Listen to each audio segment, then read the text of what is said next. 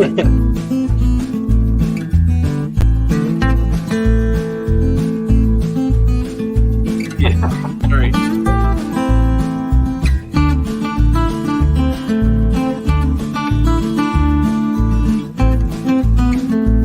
Whoa, this ain't going.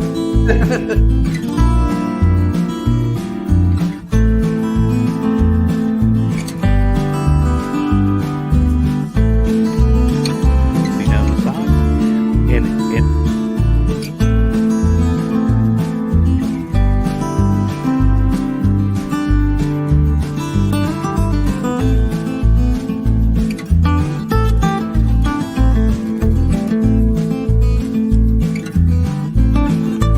But I appreciate everybody on the chat tonight for your comments.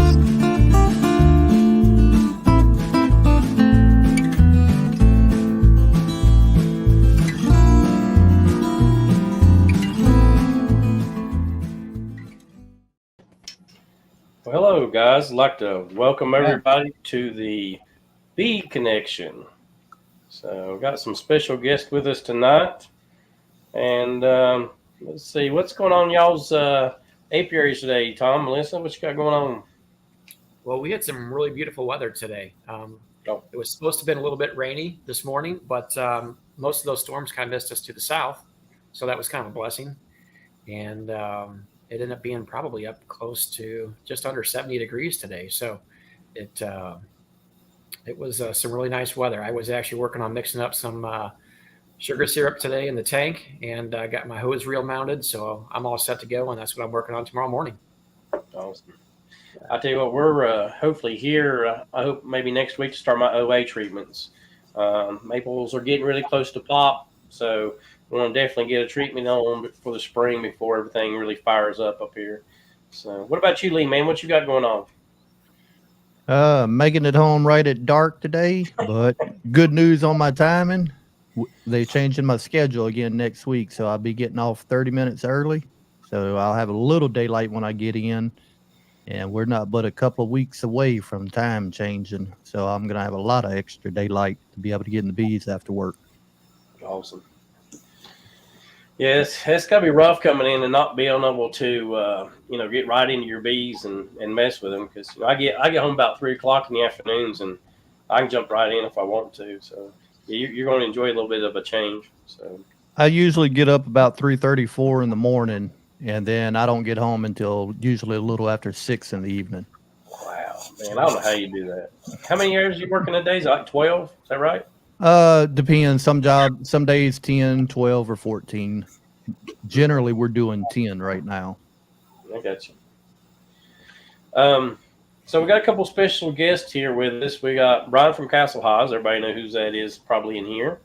And then we got Jason from Behemoth Bees. And again, I'd say everybody knows these two gentlemen quite well.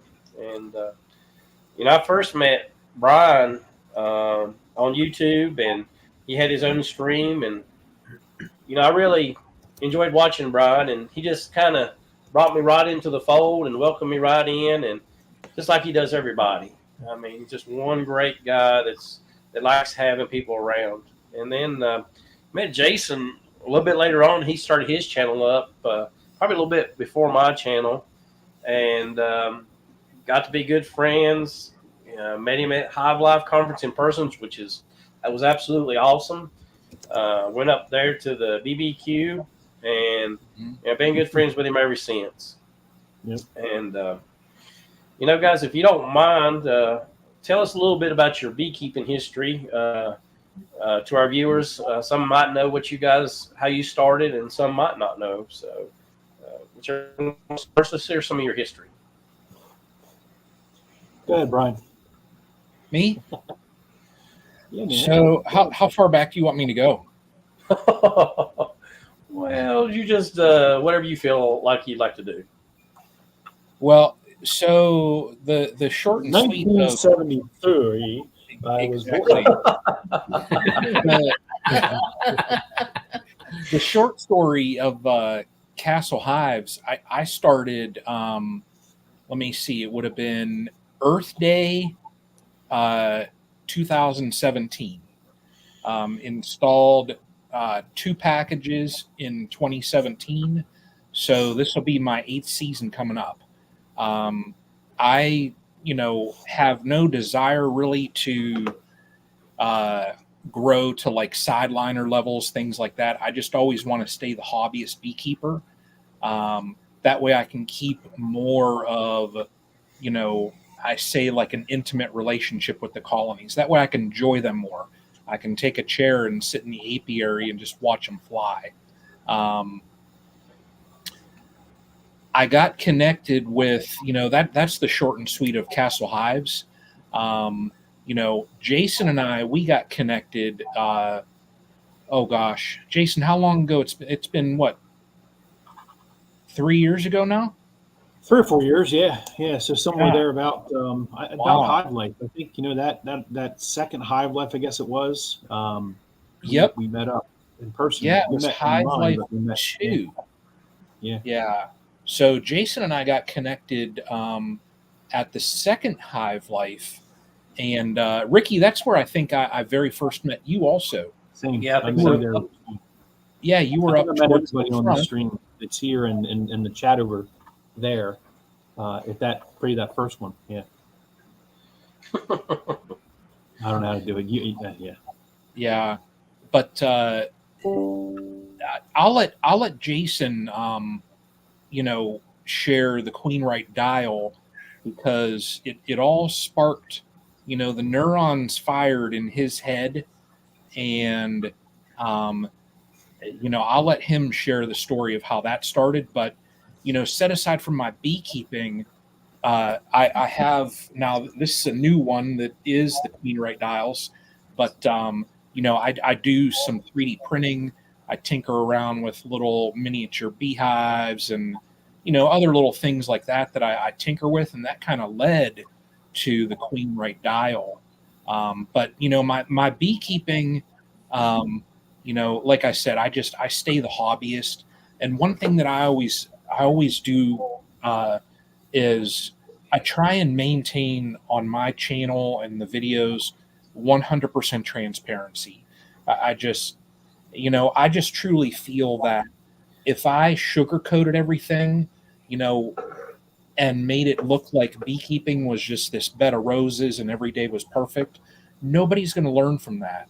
That's you right. know, and I just feel like when I have those bad moments and hey, I mess up, I might as well share that, because I've learned a lot from the community. I mean, there's such an outstanding community that we're a part of, and when I mess up, people really, they don't bash you or anything like that. They're just like, hey, I noticed you did this wrong, well, here's a little tip on how you can correct it and things like that. So through the community that we're all involved in, I've learned so much.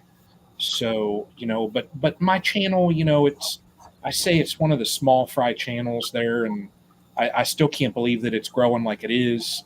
And I truly appreciate everybody's support with that, just because it kind of blows me away, sometimes that it's where it's at.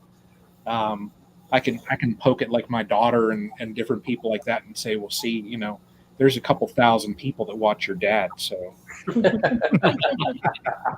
but no, it's fun. And, I got to let Jason tell the story of how the neurons fired and the Queenright dial came to be. So, Jason, I'm going to pass it to you, buddy. Look at that. He froze right like that. It's right like when he it's, was going to say something. Gonna go spotty in and out on me, so I'm still here. Am I good? Can you hear me all right, everyone? Yeah. Now, I just want to let everybody know, today I was marked safe from the solar flares. Us too. Yes. I marked So was I. myself safe. So, Thank just in God. case anybody was That's all that wondering, matters. yes. Yeah. Well, I mean, my beekeeping history is similar to Brian's. I mean, it's about 2015, 2016 when I really started into bees. I thought I have some acreage here in Maryland, and I really thought about going out trying to find a way to use that acreage. And, at the time, bees seemed intriguing, and I stumbled on actually that flow hive, as you all know, the famous flow hive. And I started to research it and figure out what the heck it was and what is this thing and bees and beekeeping. And as I got knee deep in it, I realized that, wow, there's a lot more here than just, as Greg coins it, bugs in a box. It was just so kind of eye opening for me. And so I did. I started a few hives back then and have grown the apiary now to, I think I'm somewhere around 120. I don't even know. I haven't counted recently because I lost a few going into winter, but around 100 and some. And, really the beekeeping hobby for me became an obsession, as I like to always say, because in 2017, when I had a small amount of colonies and was really just getting going, my wife had a medical issue. And it took me a lot to try to figure out how to help, what I could do. And unfortunately, me being a fixer like many other beekeepers here, I know all you guys, you like to tinker with your hands, guys and gals alike.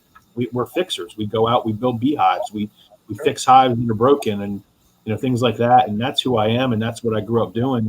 Well, I couldn't fix my wife, right? I couldn't fix the situation that was happening. So I went down to the barn and built beehives. What I did. And it was my distraction during her rehab. It was my way of really trying to focus my energy on something positive and trying to move forward. And here now, several years later, I have a thriving apiary and a community of people that just rally around each other and grow this whole beekeeping craft to where it is for me today. I mean, I was blessed to have the experiences I've had and the people that I've met and the information that I've learned, via various different programs and conferences. And I did go and do a master beekeeping certification for the purposes only to expand my knowledge, right? To try to not to tout any kind of a credential, but I felt like, I think, Brian, you're almost done, or you're halfway through. I don't know if anybody else here is doing it, but I would highly encourage, don't do it to get a title, do it to just really see a different side of beekeeping, the science side of beekeeping. You'll get really immersed in that side of it, and it's really exciting to learn those things. It's really just awesome. So, beyond that, I think it probably was sometime around 2021, maybe 2022, Brian, I think the date was. And the Queen dial popped in my head because I was writing on lids and I'm inserting things and I'm making notes over here that will wash off, or I was putting bricks on hives that were falling over, and I'm just like, there's got to be a better way to do this. And there's a lot of apps out there, and there's a lot of cool things that people have, notepads and stuff that are just awesome, and they work for different people different ways. But when I thought of this idea, I said, I got to track this somehow. How do we track it on the hive based on the status of the queen? Because that's really the core. If you know what's going on in that hive based on the status of your queen, if it is a queen right, is it a reversion or a swarm cells, whatever, that can help you when you come back and you've got more than one hive. If you've only got 2 or 3 hives, it's easy to keep those notes. When you get 10, 20, 30, or 100 like I have, and you glance across your apiary and you can see, oh, those are the problem hives, I need to go in them. Those had cells, or those were queenless. That's the impetus for the neurons, as Brian talks about, the kind of brain to it. I called Brian. I said, Brian, I got to figure this out. And I kind of explained to him exactly how I just explained to all of you, exactly what I was thinking. And Brian said, let me kind of put some things on my 3D printer. Let me try to figure out things. And I don't know if I still have it. Hang on one second. Wow. I know what he's going to pull up too. This is the original Queen dial. Wow. Look how big that sucker is. I mean, it's like, it's got a giant kitchen knob on it and such. But that's what we used as a way to just kind of get our framework. It's like, what are we doing here? What are we trying to build? How are we trying to do this? And then we just tweaked it, and it came up with the original one. The original single dial that was hive light. Yeah, that's so amazing with you guys that are backyard beekeepers. You see something that you needed to be done, and you said, hey, why don't I come up with a dial? And you guys got together, met at a conference, got to be good buddies, and you've made a product that people can use. And it's so simple. You're not marking on your boxes no more where the water washes it off. You've got something, you can turn it. That queen is where she's at and what she's doing. And it works so great. And we need more backyard beekeepers like you and Brian to come up with some good ideas and keep pushing beekeeping to the next level. and we appreciate you guys for that. Yeah. I mean, so. Thank you. But now, I think have you guys got to full production yet? I mean, are you guys selling pretty good now? Or where are you guys at with it? Well, yeah, I mean, we definitely have gotten to the point where Brian and I are losing hair every day, right? And that's a good problem to have. We're not complaining. Brian has, increased his 3D printing capacities. He's officially, his title is Captain Printastic. I'm the grand poop. You can't really see it on my screen here, but I'm the grand poo-poo bah of innovation and shenanigans, and he is Captain Printastic. But yeah, that's just us having fun. And Brian is what are you running? You're running printers, what, 24/7, 365 right now, at least? I mean, they pretty much run most of the day. So Yeah. I've got my 2 that I had started with, and those are being upgraded, so they're running a lot faster. This newer machine over here was a Queen Wright dial purchase, so we're ramping up production. We're in the talks now also with a couple companies. You're going to see some promotions with some cross branding and things like that. So in the next, oh my gosh, I'd say probably in another 2 months from now, Jason and I probably will have more gray hair than what we already have. Yeah. So, But it's a good problem to have, right? Yeah. I will say that when we first went down the path of the Queen Wright dial, and then Brian just showed you version 2.0. Let me, I don't know, Ricky, if you don't mind, if I can pop a slide up on the screen that can show everybody. You're right here. Get that to happen. We'll see if it works or not. I'm not as good as Brian is at this. Can you see that? There it is. Oh yeah. All right. So I'm going to drop down to a picture that show you something really quick. Well, actually, it's in the beginning here. So we'll go back to the beginning. The original Queen Wright dial is the one you see here on the right-hand side down the corner. That's the original one that people are familiar with. It gives you the selection of the Queen. And then we've enhanced that to what Brian was showing you, to the Queen Wright dial status indicator, which you can see here, which gives you the ability to track the Queen status on the left-hand side, and on the right-hand side, the year of the Queen, which was needed. And then the center is an action bar that allows you to really just track what your next action is on that colony. So if you see the picture in the top corner of this is what a lot of my colonies and Brian's colonies look like right now. We're Queen Wright, and it's the last year's Queen. And that's really was the point of this particular tool. Then we got to talking, and I said there's got to be a way to continue to give everybody more information, more tools, but keep the ability to expand the Queen Wright dial in various products suites. I call it, and Brian, I call it the platform.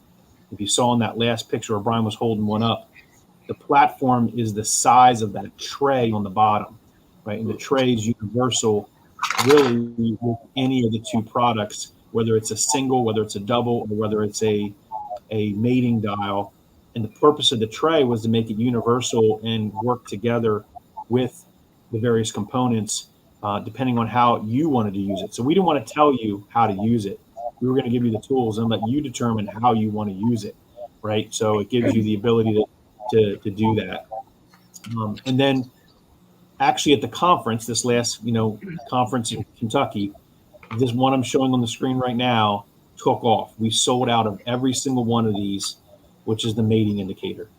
And we found that a lot of people really struggle in beekeeping with understanding that timeline. If you can understand the timeline from when your colony is queenless and they have eggs, or you're grafting or what have you, and you follow that along and put it in a format where you can kind of just figure out where you're at, you'll be successful with knowing when to be in your hive and when not to be in your hive. That's the key piece is those days where you shouldn't be in the hive, which are the ones you see where you do not disturb pupa, emerging or mating flights. That's a lot of times when beekeepers get anxious and they're checking their hive and they're messing up that process. You need to leave it alone. And sure, you got a cap cell, whatever day that is on the timeline, and then leave it alone for the timeline before she's supposed to be mated within that window.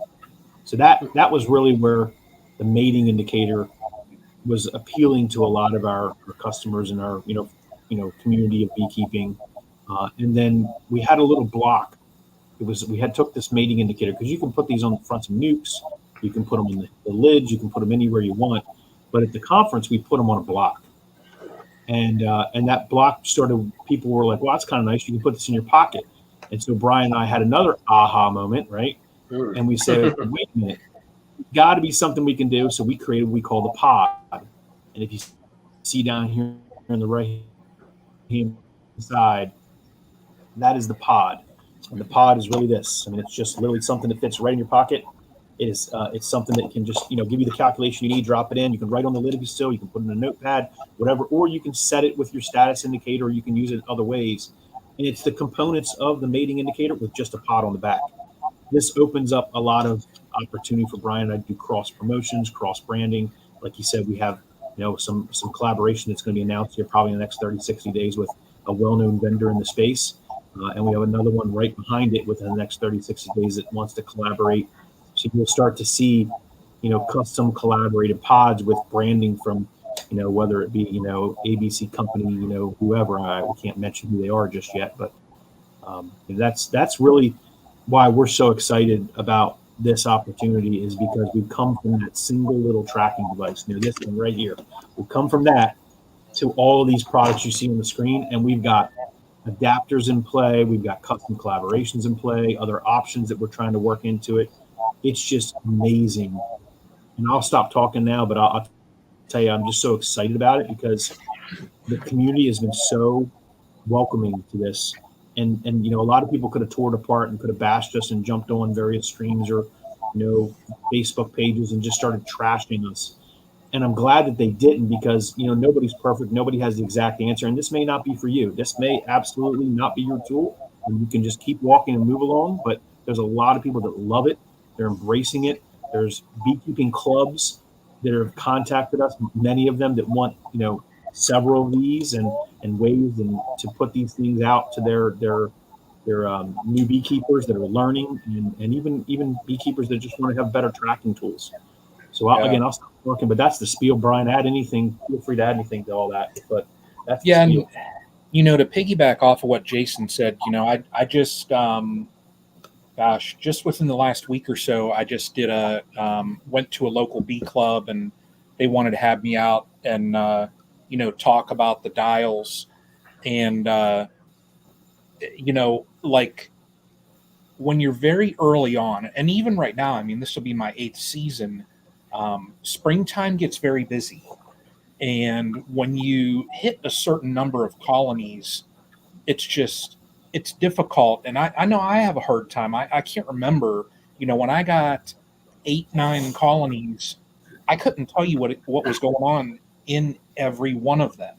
It was difficult to remember, well, how old is the queen in that one? How, last year I was up to 21 colonies, I think I got to, and I knew that I had 2 of them that had 21 queens, but without some type of marking, I couldn't easily look out into my apiary and tell you, well, it's that one over there and that one over there that has the older queens. If you had, a queen right dial, you could easily turn that so that when you look out, the coloring on the one side relates to the years of how you mark your queens. So it's easy then to look out and say, well, I have a mated queen. And once you adjust it, I was able to look out into my yard and say, well, there's a mated queen, and those are the ones from 2021. Mm. Now, when you get super busy, and like Jason said, in theory, this is what all of ours should look like right now. We have a mated queen, and she's from 23. When the spring hits, and of course, real life gets busy sometimes, you walk out, and let's say you see some swarm cells.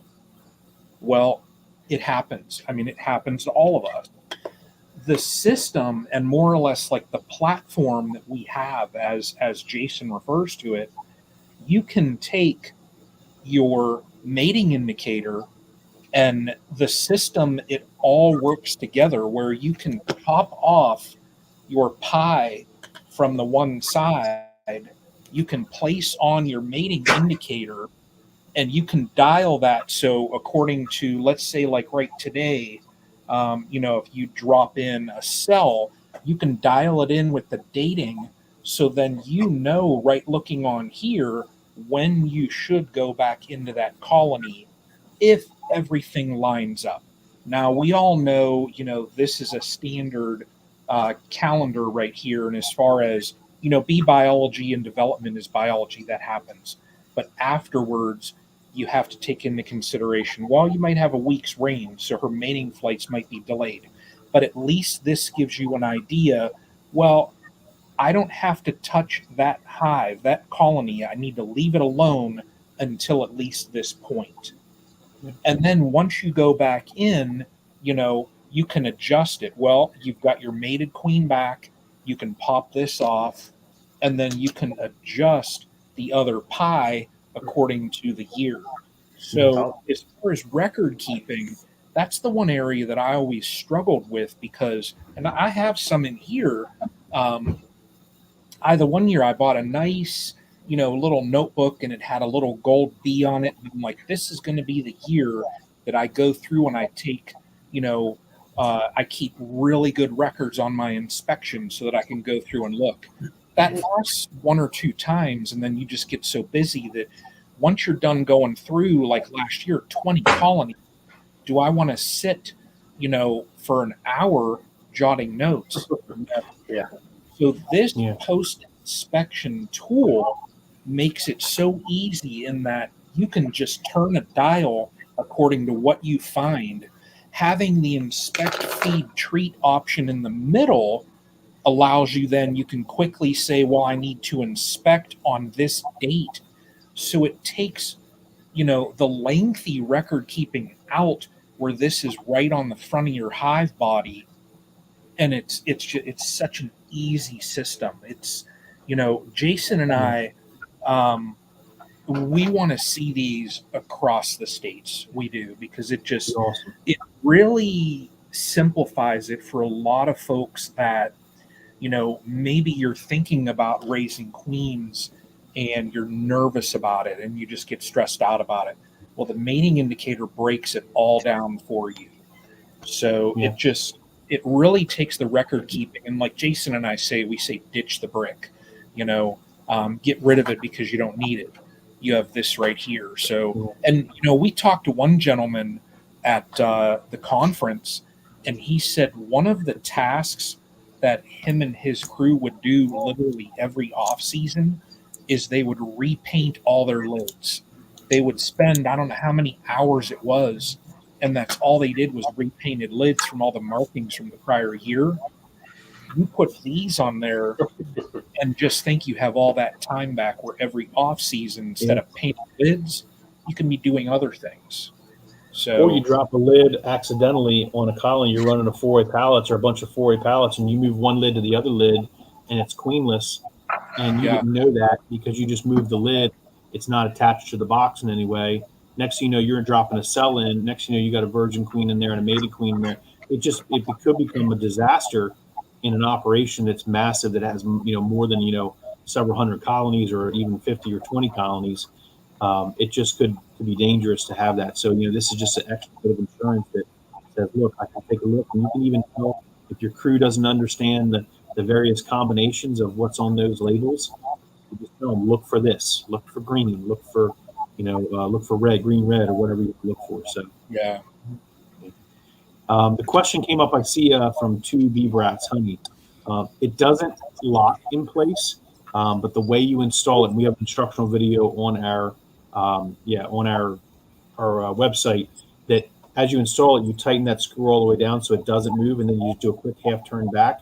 And I've had them on my colony for 2 years, the original one plus, and none of them shift or moved from where they were at, from where I started them. There's not really a reason for them to move. Could anybody bump them or move them in your process, sure. I mean, you could bump or move a lid or knock over a brick in the same capacity. But yeah, I think it's to have it attached to the hive and do it. We talked to another gentleman, to give you another scenario, who, at the conference, who wants to start queen rearing, right? And that's a way to subsidize your beekeeping expenses. We know beekeeping is expensive, right? And if he said, well, how do I have confidence in what I have when I sell a queen? And I said, well, you take and make 5 good solid colonies, right? Maybe nooks, whatever, maybe 10 of them, and put that mating dial on every single one of them, on the front of them. Maybe you don't use the queen rate dial. Maybe you don't need to use the main status indicator. But the minute you pull a queen out of there and you either drop a cell in or you put eggs in, adjust the dial. That colony is on its own trajectory of where it needs to be. And then if you sell another queen 2 days later over here, then this colony is on its own trajectory. And it's a way for you to manage what ones are ready, what ones are not, and then create a small little operation that's sort of semi-automated for you in some capacity. So that's just another way to use it. Yeah, and the screw that's on here, they're stainless. So like Jason said, I mean, we've had some of our original, we call them like the OG dials. They've been out for 2 years. And, you can, with that small screw, you can actually torque them down so much that you can't even turn the dial. And the material here, the plastic that we use, it's going to withstand the weather. I mean, we've had some out now for 2 years. The worst thing that happens is I don't have my beekeeper. I need to get my beekeeper ball. We all match. Hey, Exactly. I got a question for you. I don't mean to interrupt real quick. No, it's okay. I got a question for you. What's your favorite restaurant? Who? My favorite What? restaurant? That's Brian's favorite restaurant. Ain't that right, baby? That's not real. That's not real. Wow! Look what you did, Brian. That's got her all Lee mad. doing that. That's Lee doing that behind the scenes. Oh no, I should have brought the gun. But to be honest, Where am I gonna be? baby, look at this. The Taco Bell food is just as good as Mexican food. No, it isn't. It probably makes you double fat. That's just horrible. I'm not I'm even. sorry, Brian. Oh, I You want know. to give the dinner to the dogs No, since that food is not good. no. I want to keep my food. I forget what I was talking about now. I'm sorry. Yeah, I'm sorry. The little emotion got in here on us, and next thing you know, here we go, right? Seasick and stuff. Yeah, no doubt. Yeah. No, but She's like a bee. You never know what to expect, right? exactly. She's like a bee. You never know what to expect. You can plan for everything, but all of a sudden she comes in and just completely changes you around. It does. Yeah. Just to change the mood. I walk everybody I can, up. I should just go over there because I have a hive body that I have some of these screwed onto, but you can actually torque these down so much that you can't even turn the dial. Mm. So really what we do, and like Jason said, we have a video out there on the installation. Redfish, that is awesome. You can torque that screw down until it's fairly tight. And then if you take it back about a quarter or so, a third of a way, it loosens it just enough that it is fairly snug. And, there is that little lip on there. That way, if you're wearing gloves, whatever it is, you can just easily go and adjust it. Or you just put your finger in there. But, it's just such a... Brian, did you say it was PETG and it's the labels are weather resistant and also feed resistant as well? So it's going to withstand the weather. And that's why we chose the things we chose. I'll tell you that the labeling is a little more expensive than I think Brian and I want to pay for it, honestly. But we're not going to sacrifice because we know that this is going out and on hives in the wall weather, and we want it to last. So we had actually one, and Brian and I tell this story. We had one complaint on the 2 years that we've been selling these so far, and the gentleman said, "Well, my dial stopped moving." And we're thinking, it stopped moving. Why would it stop moving? And I guess he said, well, so Brian kind of talked him through the process of how he installed it. He said, well, I put those plates on there with the labeling, and I screwed it on, and now I came out, a couple months or weeks later, and it won't move. Well, he didn't feel it was realized it was a sticker, so he didn't peel the sticker off. He stuck it on, and the backing of the sticker swelled from the water, so it literally stuck to the thing. And so we just gave him new stickers, and he started over from again, and he's good to go now. But it was awesome to have that feedback, and we didn't think about telling everybody these are labels. So we actually put the labels on them now. We used to stick them in the bag, and we still do have a few out there that are not fully affixed, but now we're fixing all the labels, so you don't have to worry about that. Yeah, I've got an operation here, and basically when I pop them off the printer, I have the stickers. I fixed all the stickers, so that way it eliminates, anyone from opening up their package and things are falling out, and they're like, oh boy, what do I want to put where and things like that. So, basically everything will be put together. The screws are also, those are included. It's just such a great system. And I saw a question there about the life expectancy of it. I was looking up yesterday on PETG with UV, and there's some reports out there, like 3D printing hasn't been around for that many years. I was reading one report from a gentleman that has some, he didn't say exactly what it is, but he just said some printed, items that he has outside. They've been outside for 7 years. So, if his are outside now for 7 years and they're still fine, there are some boxes that, if they're not taken care of correctly, or properly, the boxes aren't going to last 7 years. So, and that's the one thing that, Jason and I took into consideration, because we understand beekeeping. It's not a cheap hobby. So we wanted to produce a product that you pay for it one time and it lasts you for years. We understand that. So, Jason, Darren has a question related to the price per dial, Brian. So what we've worked out is we sell them in 2-packs and 5-packs of the Queenrite Dial Original, Queenrite Dial 2.0, and the mating indicator. So all 3 of those lines all are in 2-packs and 5-packs. We also offer those in larger quantities as well, but that's more of kind of, work with us and we'll determine the quantity to work for you. But typically at 25 and 100 packs, we've done it, some orders that large. So really, but for the general audience, it's 2-packs and 5-packs. And the pricing is very straightforward. The 2-packs are about $15, and the 5-packs run anywhere from $30 to $35. I think $36 on the mating dial, or on the 2.0 dial. So it really keeps it affordable. Comes out to about $7.50 a dial, which is really affordable if you think about it. And I think there was different components you can get for your hive. If anybody remembers the Guardian Beehive entrance, you all remember that? It's the red entrance protector that you protect against hive beetles. They were I think $10 a piece. So for what you're getting, the information you're getting, and the versatility and the durability you're getting, being under $10 for that dial is a really good price.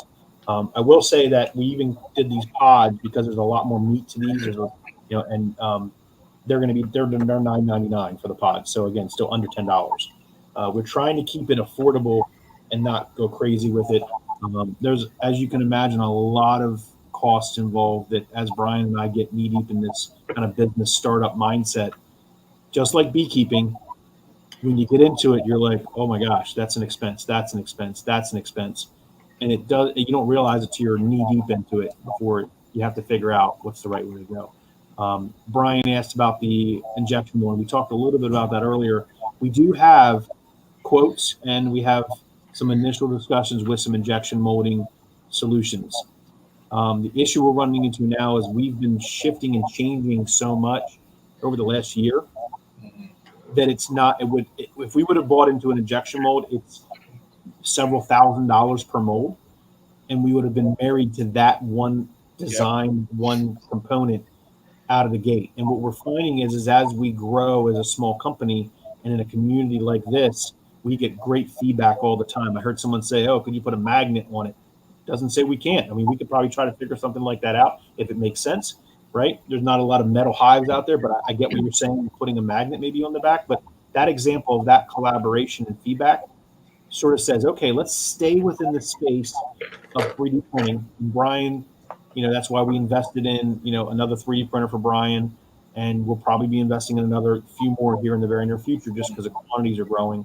My point to that is let's stay with where we can be versatile for the community until we feel like we've got a product that's stabilized and people are liking that same product, and then we'll work on injection molding it. It doesn't buy us anything. Yeah. We did the math on it. The technology with 3D printing, it takes a little more time, but the quality, there's really no difference. Thomas, right here and right over there, buddy. Yeah. And like Jason said, I mean, we could easily, go the injection molding route. But when you do that, you are married to a specific design. And with every change, it's thousands of dollars. Well, so I set up, say I get another 1, 2, 3, 4, whatever of the newer style like we got. I set up a shelving unit, and it's a matter of importing or exporting out the code to the printers, and you can run it all, right from a single laptop. I can just export the code out to them because they work on Wi-Fi. So instead of having to pay thousands of dollars for molds, just think the cost of injection molding. If it's $15,000, $20,000, $30,000, well, you can go and buy 50 3D printers. Think of the number, the number of dials that you can pump out with a print farm. So that's something that, Jason and I mean, we have some,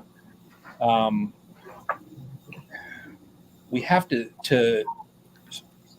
step back and think about what direction we go, because, either way, I mean, the injection molding, it's easy. I mean, once everything is all ironed out, we place an order and we wait for a box with 1,000 dials to arrive, or do we keep it open so that we can tweak any little piece? If we find out maybe a year from now, somebody says, hey, maybe that little click thing to lock it in place. Well, maybe that's something that we put on the back burner and we explore down the road, and we can make that change. And then I can just, export the files out to the printers and print it. So, one of the questions, Brian, that came up is, do we have dials for frames of brew? We currently do not. However, I will say, as I mentioned earlier, every day, Brian and I are trying to collaborate ways to enhance the platform, as we keep talking about, to do things. We even have the ability to do custom labeling. Now, I'm saying this very hesitantly because I don't want a billion orders for custom labeling and everybody trying to change the platform. But we currently have, and we're working on getting available blank stickers. So you can write whatever the heck you want on them, right? Yeah. If you want to write, brew this or that, whatever your system is, you can still use the dial, whether it's the single, the double, or whatever, and it allows you to do that. There even is maybe some, how do I say, I probably shouldn't say, Brian. Should I say shake your head no or yay? Should I say about the enhancement that we're making to the mating dial? Should we talk about that or no? Or hold off? I blanked. I don't know what you're talking about, so go ahead. Just spill it. Let's just say this. I won't try to go into too much detail, but as you know, as a beekeeper, there's things that make us all nervous when it comes to managing our hives. One of the things that makes us nervous is the mating of a queen, the timeline, when to be in, when to be out, things like that. The other one is treating. So I'll leave it there, and I won't go into too much detail, but you can kind of go where my head is going with that. We want to make this system as versatile and have you be able to use it for whatever you want to use it. If you want a pod in your pocket and you say, that's all I want, I'm good to go, that's great. If you want to have 100 queen right dials on your 100 hives, that's great, right? We want to be able to give you the platform to pick and choose whatever you want. That's really the point. Yeah. Yeah, and and I saw that comment there about making a winter dial. I mean, we have the platform system now, and the functionality around it. I mean, it's going to help out so many beekeepers. The winter dial, maybe that would be we have one part of the mating. So the mating indicator itself, you have a base, okay? That's the platform, And then right? you have the plate that has the numbers, and then you have the top dial there, and then it just all fits together. So, if there maybe is another plate that has some type of a winter sticker that then you can plop right on there, it's there's a lot that we have to discuss, because you could take this in so many different directions. Mm-hmm. And even like he was saying about the blank stickers with the brood, if you truly want to mark, hey, number of brood frames, and you're looking to identify your breeders, you could even have a set system where on your blank pie, you have your record keeping system as far as identifying your breeders. And, you mark your own sticker and utilize your own system on the queen right dial. So, really the system, I mean, it could be utilized by anyone, the commercial guy, on down to a hobbyist that has 2 colonies. And Vincent, the winter dial, he may be referring to like a feeding regimen or pollen regimen or whatever the case may be. And that's already on the center action of the dual dial. So we have that ability to say, hey, it's now November or this is October, and I need to feed on December blank. I need to do treat on this date. So you just take an erasable marker, make a checkbox, or make a mark on that center box. You inspect, feed, treat, and put the date you need to do that, and that becomes your next step. All while still tracking the fact that you're a mated queen and they're a 2023 at that time queen. I mean, there's tons of different ways to do it, and I will say this: if you have ideas that you're saying, hey, I could do this or I could do that, do us a favor, just email queenrightdial@gmail.com that and just describe what you're talking about trying to do, and we'll see if we can make a system work. We can't guarantee that we will, but someone that has a great idea of saying, hey, I want a blank sticker that says this on it, and we want to collaborate and work with you on that, we will do that. That's what we do. We want to make sure we have the voice of the community to continue to grow this platform. So, hey, Brian, do me a favor. Hold that back up on the screen for 1 second. I have one question for you, just so I'm clear about something. Okay, on the very center information portion you have there, it says next action. Now, I'm guessing that's a sticker that's on there. Is that correct? That's correct. It's an erasable sticker that you can write on it and erase it off. Okay, that was my question. I just wanted to make sure. Obviously, you're using a special marker, something that's erasable that you can. It's just an erasable marker. You don't need a special marker, just a regular erasable marker, and just put a mark on it. Yep, and then write the date that you want to do the inspection. Now, we've had people at the conference tell us, "Hey, I'll probably never use that." Okay, it's there for you in case you want to use it. So, and not again, I hate trying to give away the secrets, but Brian and I have a list of ideas, and we want to modify and do things as we go forward. And there may be something cool with that middle sticker that we're working on in the future that we'll bring back to the table to everyone. I won't say any more.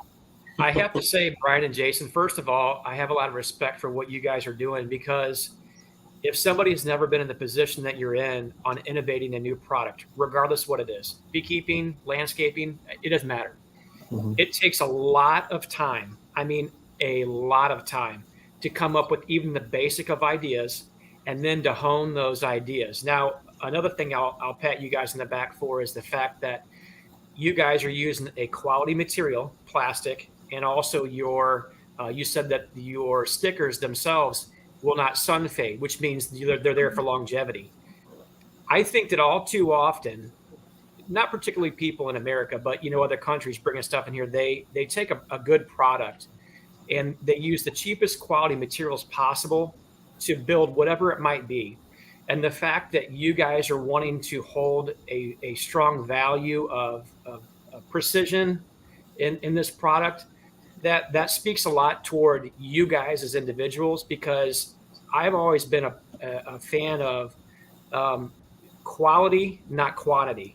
Because at the end of the day, even though somebody might say, well, hey, Jason, I feel like 750 is a little bit too much. Oh, okay. Well, you know what? It's kind of like this. When people put out a bad product, then that far outweighs a product that's priced accordingly. You know what I'm saying? And I'm not saying 750 is a bad price. I think it's a pretty reasonable price given all the innovation that you guys have put into it. So I think that by you guys scaling this thing where you're like, hey, we don't want to do injection molding because again, it may be $20,000 or $30,000 for this.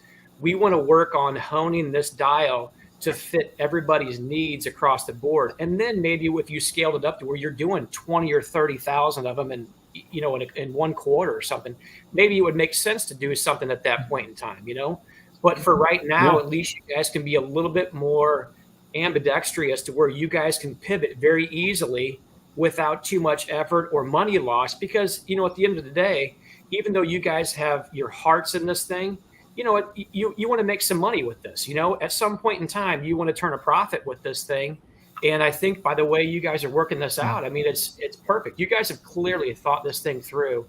I can only imagine the amount of hours you guys have been in your head on this thing. I mean, it's just probably middle of the night. You wake up and you jotting down ideas on in our head. How about the hours that we're on the phone? Him and I spend hours and hours on the phone sometimes on StreamYards that are not live. Yeah, we have spreadsheets. How many hundreds of thousands of emails have been sent over this one product right here? Whether it be between you guys, between manufacturing, between customers, whatever it might be. You know what I'm saying? Yep. Yeah. So, great job, guys. Yeah. I mean, this is you guys have really thought this thing through. Yeah, and I mean, we're hoping we've got coming down the pipe. There's a couple companies out there that we're working with, so I'm not going to let the cat out of the bag on any of that, but you might see some collaborations with some other companies that are out there as well. So, Jason and I are we didn't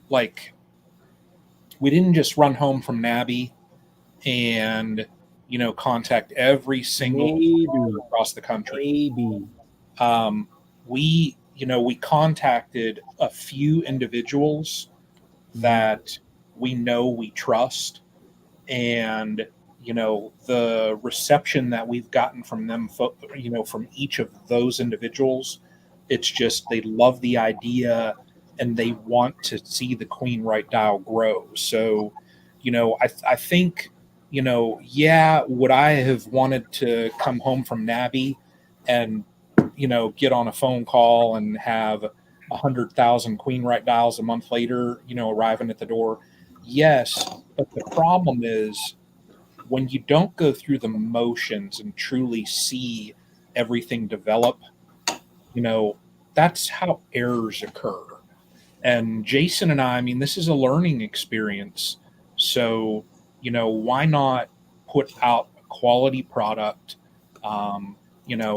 with us maintaining the 3D printing, we can make sure that the quality of the product does not drop.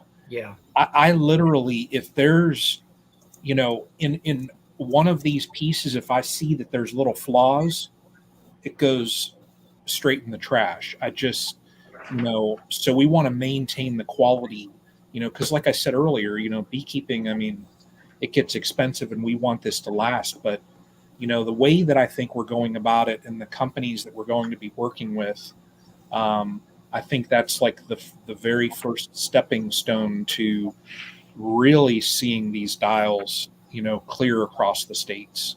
Yeah, definitely. That would look pretty cool built into an Apame hive, just kind of molded in there and all. You guessed his secret. I can only Brian, imagine keep the your hands directions down. you guys could go Brian, keep because your hands down. I'm not trying to spoil anything, and I don't know anything. For Squirrel. all viewers out there, I know nothing. I mean, I'm new into this Squirrel. like everybody else. Squirrel. So I have to say, I suggested the magnetic thing because, like, I do grafting and whatnot in our home apiary, and I would use the mating one if it was magnetic to just like as a reminder, and I'd throw it on the refrigerator on the Yeah. basement door because we go in and out of the basement door. That's what that's how I would use it personally. You could, I tell you what, if you bought one of the pod type setups, Oh yeah, I could throw my own magnet on it. you could You can do a easily sticker magnet on the back. Yeah. Yeah, they've got sticker magnets on there, and that way, I mean, you put it in your pocket, it's good. When you get home, throw it on your fridge, and then you'll know, oh, I need to get into it. I mean, you could easily do that.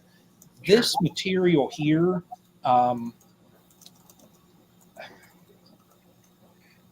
I can't even grab what I wanted to grab.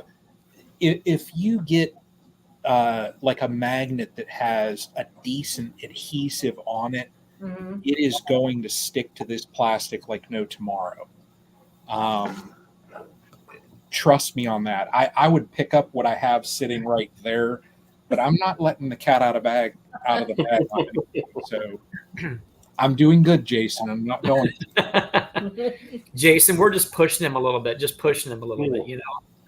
Yeah. Well, I'm telling you, him and I are chomping at the bit to share the things that we've been working on the last 30 days, 60 days since that conference, because it's been that type of trajectory. You're absolutely right, Tom, and appreciate the kudos. Brian and I are humbled by the opportunity to be able to be on, live streams like this and meetings with people in the industry that are calling us and saying, hey, I want to collaborate with you, right? I want to do something. We really want to get behind this because we really like the concept. And we like the fact that you are beekeepers solving for problems for beekeepers. You aren't some conglomerate up there that's trying to make a buck or a profit. Granted, do Brian and I want to eventually make a profit on it? Sure. Are we doing well for it right now? No, we're still investing in the business. We're investing in the business to grow it for you guys, and it eventually can get there. Yeah. And if it does, it does. So Well, I think you guys know the timeline best, than anybody. We could always push you and say, hey, do this, do that, do this, do that. But at the end of the day, you guys know what's best for what you're trying to do. Because at the end of the day, you guys still have to have a home life. There has to be some sort of a give and take there when it comes to that. So Balance. there has to be that balance. Yeah. So The one, I will say this, like for the quantity that I can pump out, like what I print daily, I'm blessed in that I have a job that I can work from home.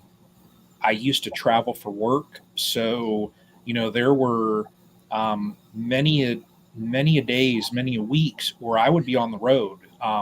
For the work that I do, in 12 years, I've spent like 2,300 nights in hotels. wow.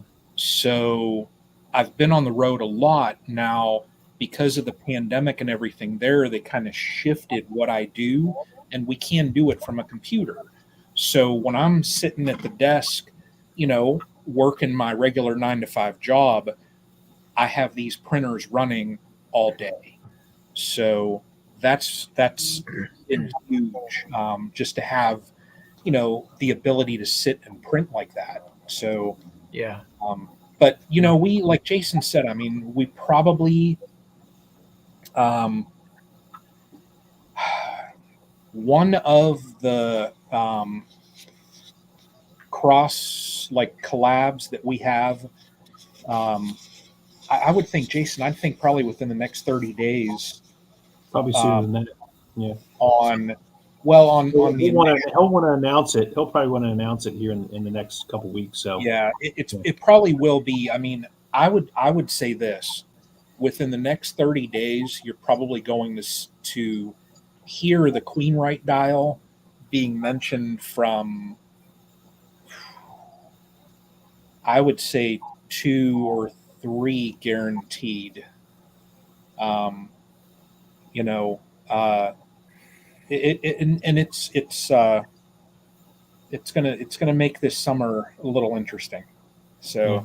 David had a good question related to the patenting element or the protecting of intellectual property. So yes, that's one thing that's also painful in this process, that as you start something new like this, you learn so much about how do you protect yourself, right? How do you protect someone from, overseas just replicating this? Or how do you protect other people in the community just 3D printing it? Well, we can't stop people from doing that. We would hope that the community would have enough integrity that they wouldn't, to try to replicate it. We were hopeful that, we got enough out there and exposed in the space, both from, a publication, formal, informal, that we have that kind of initial level of protection or exposure, so that if someone did, we could, stack a deck or get up against them and it would not be pretty. The other part of it is going through the paperwork on the back end to get it locked and loaded so that we do have that protection. And that's a long process. It's an expensive process. It's just, So to answer your question, David, we are in that process. It's just knee deep in the process. It's changing too, right? So every time we add new change to the product, you're right, Brian. Utility patents. It's multiple utility patents though, because it's not just one thing, and every single patent is that. So we have to kind of dial that in. No pun intended. We have to dial that in as best we can to keep us protected. And again, keep pushing forward with getting that out there, getting the product out there in everybody's hands. So plus it's expensive to actually, because you have to sue people, and people don't understand how much money you've spent money on a patent, but then you still have to sue after that. And that's right. Nobody wants to do that, right? Yeah. But man, I don't want to create that animosity in the community either against, or not even in the community, but even overseas. So enforcing it overseas, that's the biggest fear that I think Brian and I ever have, is someone overseas starts printing it and sharing it. The cool thing is that we're protected from a branding perspective. Yes. So I didn't want to say it, but yes, Chinese knockoffs, that's going to be in the pipe in the next 5 to 10 years that Brian and I are going to have to deal with. We know that, because they're going to want to make a cheaper version than we make it. And we just have to look to this community of beekeepers to say, look, we understand that beekeeping is expensive. We understand that you spend a lot of money on beekeeping. Do us a favor. Just don't support that world, and we will continue to bring good products and give you good customer service and give you the things that you need. And we'll go down the path that's good, because we can't stop that. That's sometimes uncontrollable. Yeah. I don't think every community you'd be involved in that you would get that reciprocal, nature of it. But I think, stepping out of the limb here, I think with beekeepers particularly, I think you're going to get a lot more loyalty out of them. You know what I'm saying? Yeah. There are certain markets that you probably would get zero loyalty. It's just all about the dollar bill. But I would like to say by and large, I would think that through the beekeeping community, you'd have some pretty good loyal following there, guys. I agree with that, Tom. I do. Yeah. I don't know about Shark Tank. That's not something that Brian and I have thought about. I mean, I don't know if I want to go against Mr. Wonderful, whatever his name is. I don't know if I could deal with him. Who's the maybe there's another episode in the future. Who knows, right?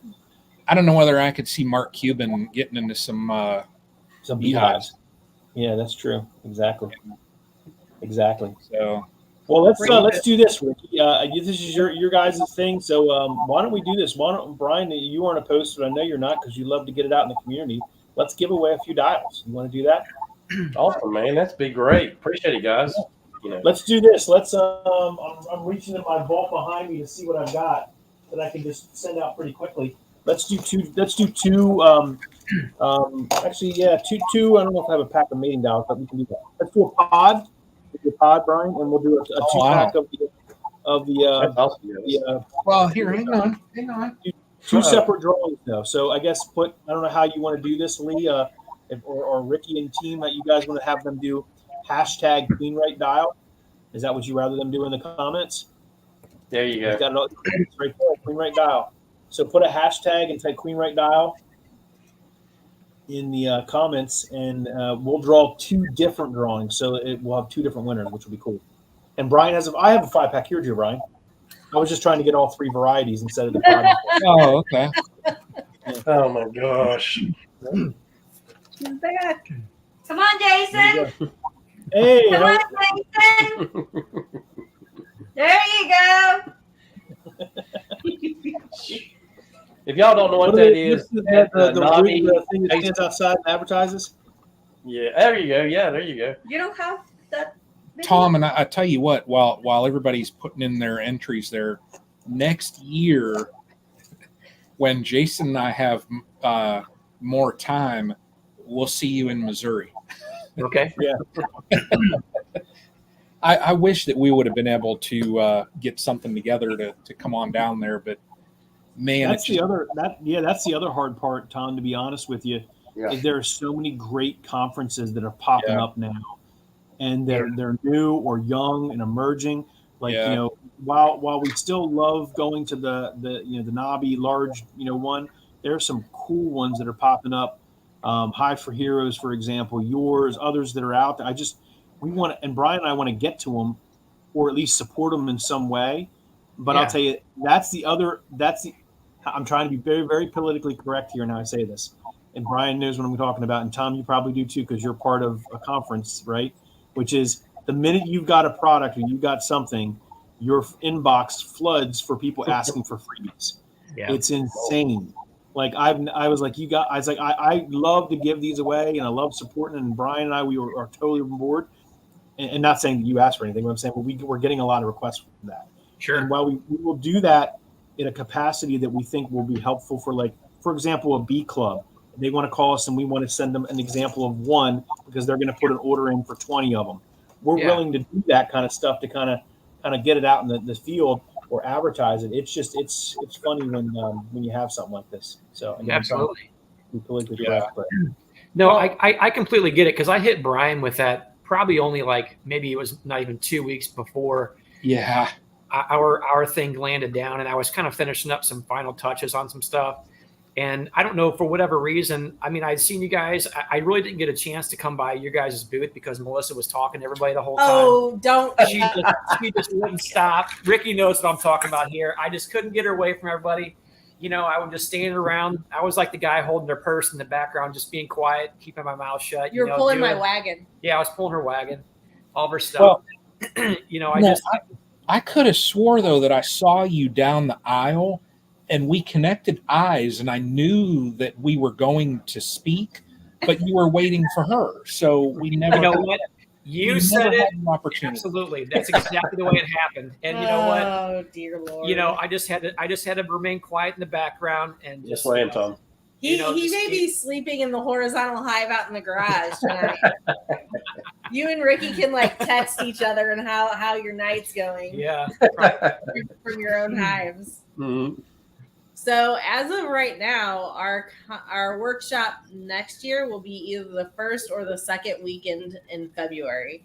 So we're just now starting to look at locations. Yeah, because the facility that we had it at this year definitely will need a larger facility next year. Yeah. So that's a good problem to have, isn't it, Melissa? So long as there's acceptable facilities in our area that can manage a larger number of people. So we're gonna go look at some on Tuesday. I'd like to be able to see a facility that'll hold at least 450. Being kind of like you guys, you got to remain. You got to keep thinking forward, but you also have to be realistic about it. You can't try to bite off more than you can chew, because at the end of the day, you guys don't want your product to be watered down and just to be some other piece of plastic out there that just has no meaning, right? Much as we want to make sure that whatever conference that we're a part of putting on has great quality in every aspect of it. So, yeah. Hey, at least Brian, hey, guess what? I was there when it started. I can say it again. I was there when it started with Tom and Melissa at their conference. Did that at Cannon's conference. Did that at this conference. I appreciate that, but I have to stop you because it wasn't just us. No, the EMBA has been doing this workshop for years. Yeah. They just paused because they hadn't had it for the last couple of years because of COVID. Right. And so they wanted to start it up again this year. So they kind of asked us to get the speakers and the vendors, Mhm. and everybody else did what they do. That was my most favorite part of this conference was I got to interact with the best quality of speakers, vendors, and I'll tell you what, that's the position that I love. When it comes to the other Because he aspects likes of it. to do a lot of this. Because she tells me I have to talk to people. I'm just kind of reserved and I hold back, but I try to burst out my bubble there. But I have the best position on the board by far. I get to talk to all you guys, so that's a blessing in itself. How many we got there, Lee, man? We got 30. Let's hit that button. Let's do it. All right, let's do it. I wanted to put my name in there, but I feel bad if I won. No. I almost typed my name in there. That would be funny, actually, Brian. If you, All right, actually, Lee, give us a hit spin. call once. Well, you have to do do you have to do it again? Do you all have to do or can you draw it again? Like, I forget how it works. Oh, you can keep drawing. Okay. Oh, Hey, okay. Jan. Yep. Congrats. Well, make sure, Jan Hancock, if you're watching, make sure you email queenwrightdial@gmail.com. Put that in the chat here, Brian, if you can. Email queenwrightdial@gmail.com your information, and I will ship you out one of the pods that we have here. And then we're going to draw for one of the status indicators next. That would be awesome. And let's mix it up a little bit. Brian, I'm going to type in Queen Right Dial for Bohemia Bees in. Right? You do the same. You in there, Brian? Yeah, I'm Type it here. in. I should have You know, 32 in there now, or a little bit more. If you're in and I'm in, and it hits Brian or I, we'll do another drawing for another one. And Oh, okay. we'll just keep going. Awesome. I Congratulations, typed man. the, Go ahead and hit the button again for me, Lee. Come on, Lee, man. I typed the email address in chat, but I don't think it took it. So I put it in private chat. Lee, if you can drop it into the chat. Hey, Hey. there we go. Congratulations, Brian. Awesome. No doubt. Very good. I know how to get a hold of Brian. Brian, that's awesome. Thank you, man. Try and get the 2-pack of dials, so we definitely appreciate it. Yeah.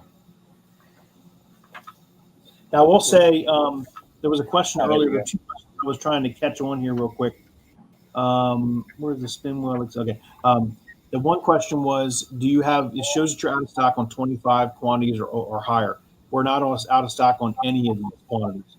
It's just on the website, we're trying to control the inventory as it goes out and not get hit with thousands of dials being ordered, and we have to then get backlogged. So we're controlling that. You can pre-order anything.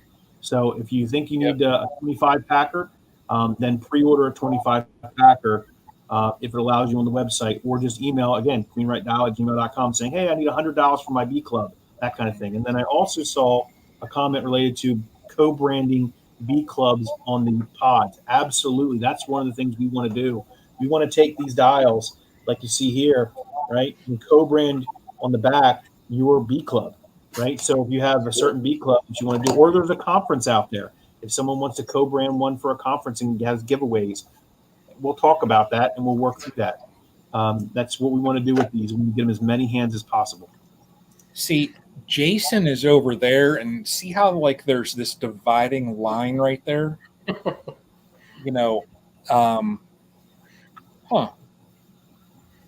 Wow. He loves to give away the secret sauces. That's interesting. No, that's all I'm saying there. That's interesting. I wonder how that happened. So, I don't Well, before I let these guys get off, anybody else got any questions for Jason and Brian tonight? They've been gracious to come on, and I was unexpecting them to donate something to us tonight. And I had a huge long list of questions to ask them tonight, but we're getting a little late into the night, and we'll let them get off here. Has anybody got any more questions for them? Ricky, what's your most burning question? You said you had a huge list. You look at your list, and the hardest question on your list. Oh, I had some easy questions. I'm Hardest question not I had talking for, about my rock hives. Yeah. Go ahead. No, I did want to show some of y'all's pictures of a couple of the horizontal hives that you guys had built and just let people know that it's get a weekend, get a winter, build your own hive, and both Brian and Jason have built their own hives out here, and just build one. And here, I think this is Brian's right here, if I'm not mistaken. Yeah. And he did some burning on it. Looked really, really good. So, wow. Mine looks a little different now because I didn't want to cover up the. Oh, that's an old one. Look at that thing. Yeah, Look at you. That's your original. That is the original. So that's this back to the story about my wife going into rehab, and that's when I went in my barn and I built a horizontal hive from scratch. I had no idea what I was doing, absolutely zero. And I'll tell you, that horizontal hive is probably the heaviest, the most awkward, the most bulky piece of equipment in my entire apiary, besides the rocket hives. Right. And I'll tell you that's just something that just is a memorial to saying, hey, this is something that got me through a period of time in my life. Just like, I always say, save the bees. It's really the bees save me. And that's really the point. Yeah. Built to last. Yeah. Well, you decided, hey man, I'm going to build a hive, right? I'm going to build a horizontal hive. And you just took the time to do it. And I think people during winter, this is something fun to do, build your own hive. Yeah. And, you get to enjoy it. And regardless if it turns out bad or good, the bees are going to stay in it. They pretty much will stay in any of those hives. So. Mm-hmm. Yeah. But if you'd like, a horizontal hives has some really nice hives too as well.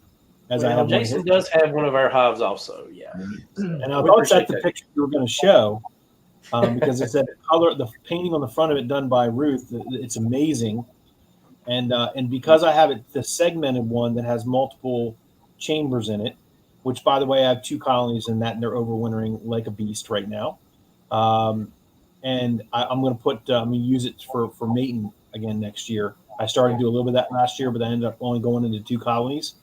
And this year I'm going to use the actual segments, the 5-frame nuke segments, to use mating. And then I'm going to put those mating dowels across the front of it somehow to where it doesn't interfere with the beauty of Ruth's painting, that it'll complement the Queen Red dial. Right. Awesome. Yeah, I think Dave's got a bunch of them, man. He's covered up in them.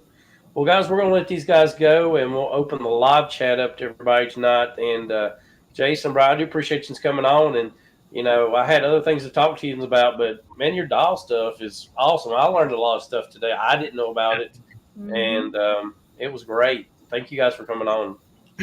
Well, thanks for having us. Yeah, Ricky, thank you. Tom, Melissa, thank you so much. Yep, thank you very much. Lee also, we can't forget about Lee. Yeah, he's hiding back there. Yeah, he's back. He's over there somewhere. There he is. Yeah. Awesome. Well, thanks, everyone. Thank you, everybody. Yeah.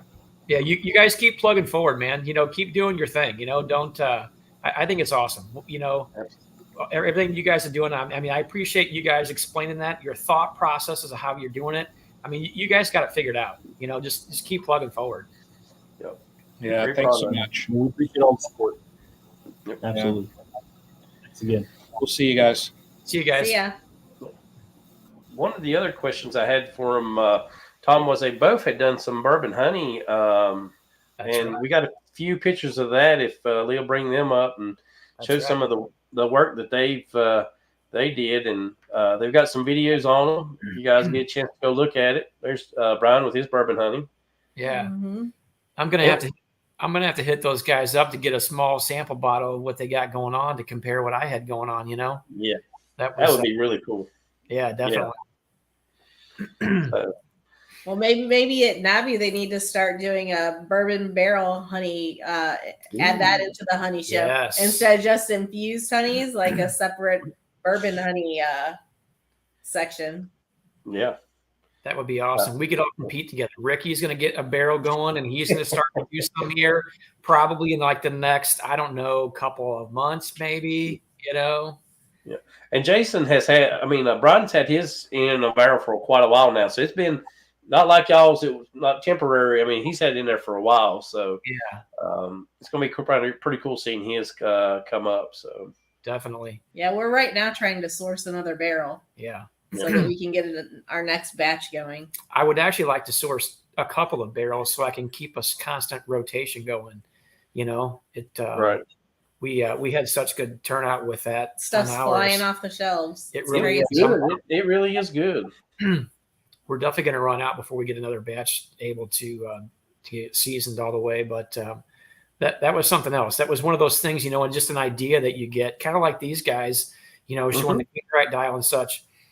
You get into this idea on something, and it's like you start to going into it and researching it and figuring out how can you make this work, what needs to happen, and how do you do this, but make it like a really good quality, not just throw something out there and you know, see what happens, but make something of quality then, you know. So I think there's really something to be said of that, you know, making something there that just experimenting with things, products in your hives. I mean, that was a total experiment for us, and it like people love it.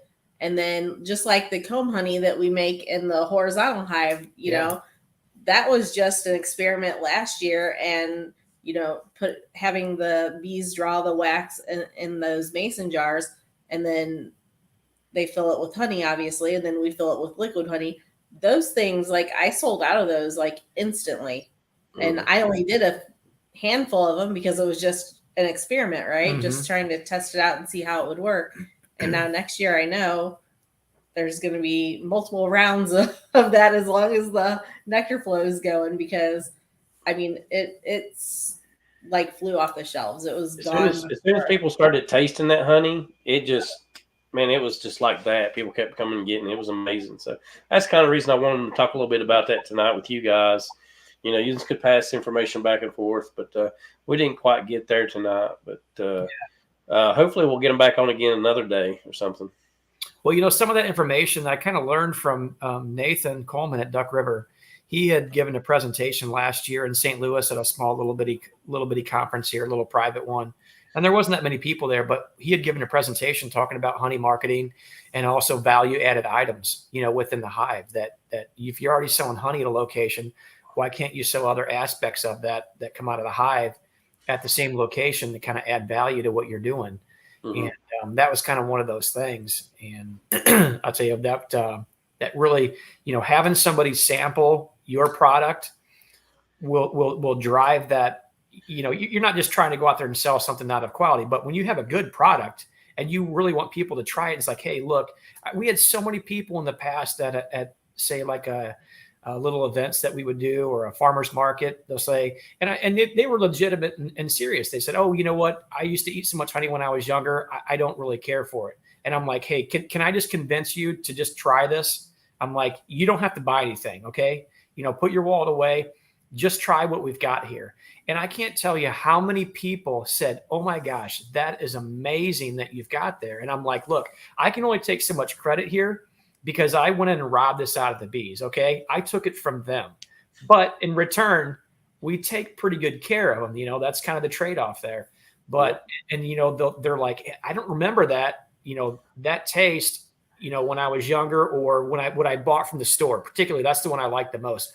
Well, I buy it from the store. I'm like, let me let you try something here that's not a blended honey and or it's not an adulterated honey either. And I'm not saying every supermarket store sells that. I'm not saying that at all. But, you know, when you get those that come in from the other countries, you have to have a little bit of a buyer beware. But, you know, it was when the people try that product, I'll tell you, there were so many times we've sold. And Nathan is the one that had pointed that out, said you need to have people sample the product that you have. If you've got a quality product, they sample it, they're going to have a hard time saying no. And that's what we found out. So Grammy's asking how we got the bees out of the jars. We actually shook them out this year. However, we that was a pain in the butt. It was. Again, it was an experiment. But we kind of talked about it. And next year, what we're going to do, we run all 8 frame equipment. But next year, what we're going to do is put the jars in a box and put in a skateboard under it, on top of it, whatever, it doesn't matter. And then just leave it overnight and the next day and let the bees get out. That's the plan right now anyway. Yeah. And then somebody else, how much we sell the bourbon honey for. And our bottles are 10.5 ounces. That's right. 10.5. And we sell them for $20. Yeah. I can get That's a good deal. And nobody has squabbled about the price. We've actually talked about raising that next time up to 25, but right now it's at $20. So one thing that we wanted to do, and her and I talked about it, we thought since it's kind of a little bit of a specialty item, if you will, I said, I don't want to just sell this in a squeeze bottle. I don't want to have something that's just kind of, just kind of run of the mill.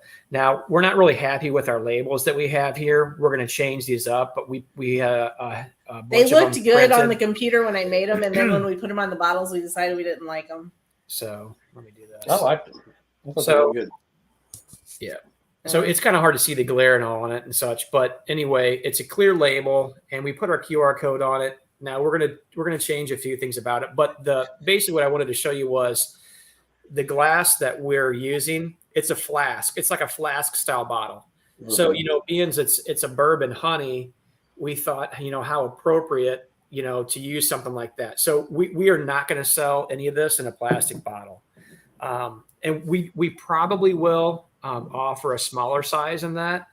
But, the 10.4 ounce seemed to be an appropriate size. We kind of worked through a couple different bottles that we wanted to use, but, and actually when we were looking at pricing that item too, we said, hey, it has to be worth the extra time in the process, which is not all that difficult to do, but the time and involved in dealing with it, plus the presentation and all.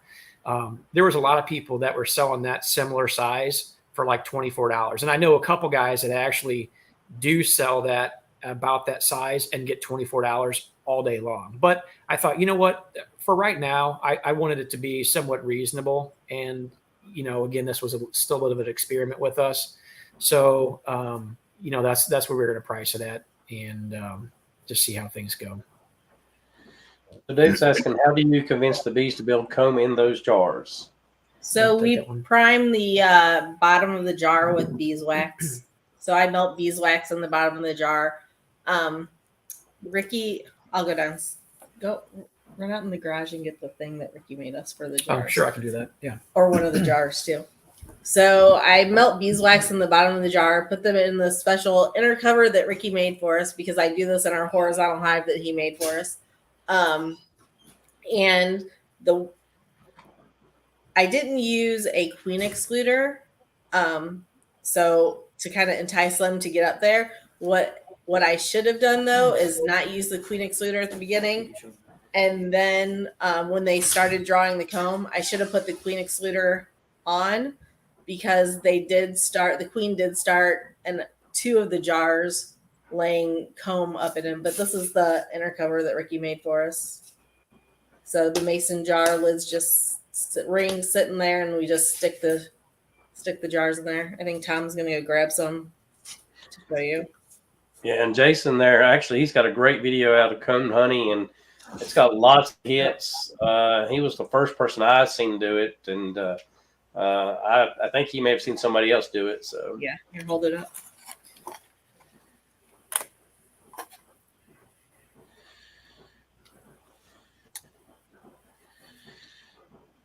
So the 2 jars that have comb in them right now are the ones that they put brood in, or that she put laid brood in.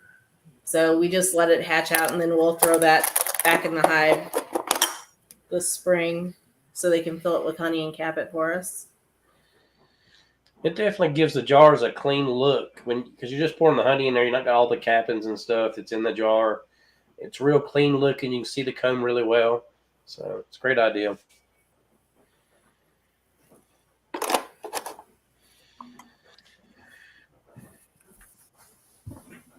Dave, I'm not exactly sure what saw hole they were using. That's done by some of my guys at the shop, and they know a little bit more about that than I do. I just said, hey, here's a jar. I want it to be able to fit in that inner cover, so I'm not exactly sure what the hole size is there. I can look at it. Actually, Jason Crooker, he might know exactly what the hole size is. What events and markets do we do? We do just mostly little craft fairs and stuff like that in our area. We've thought about doing farmers markets, but a lot of times they want you to commit to like every single Saturday, and we we can't. we like to go to the lake on the weekends sometimes and do family stuff. So we mostly stick to just like vendor events and craft fairs and things like that. There's one little it's called Red Cedar Inn in Pacific, Missouri. It's on the Route 66. It's a historical museum now. It used to be a fancy restaurant back in the day. Anyway, they do sell our honey there. That's the only place that we actually sell our honey. Other than that, it's people come to our house and buy it or find us at one of our craft fair vendor market things. So I'm measuring that hole, and I'm not measuring it in millimeters, but it actually in inches, it's 2 13/16 is what that hole size is. I would recommend to anybody making their own. They would probably need to get the jars that they want to use, and then just measure those to make certain. But those lids on the canning jar itself, when you put just the ring inside, here. The lip of the ring. Yeah, the lip. It actually is. It's not snug, but it definitely wouldn't shake out easily. So I mean, it's that seems to be, again, I'm measuring it's 2 13/16 for anybody that's asking. But again, I would recommend to anybody to buy the glass that they're wanting to use, and then use either micrometer or what have you, and then test that themselves, just in case there's some variation too. Yeah, and I think that hole saw, when the guys were using it, it actually kind of has a little bit of a vibration to it, and they tightened that hole saw down, and then it made the holes too tight, so they had to loosen it back up to make it actually give enough room for that jar to fit. And it's still a little bit tight, in that hole. So yeah. Well, I'll tell you, every time we went to go put them in there, Ricky, they seem like they work out perfect. So yeah, everything's working good. So they're like spot on. They're like not too loose, but they're not so snug that you can't use them. And I just leave those rings in there and then put new rings on it when I take it out. So those rings that are in the inner cover, those stay in there. Yeah. I don't pull them out.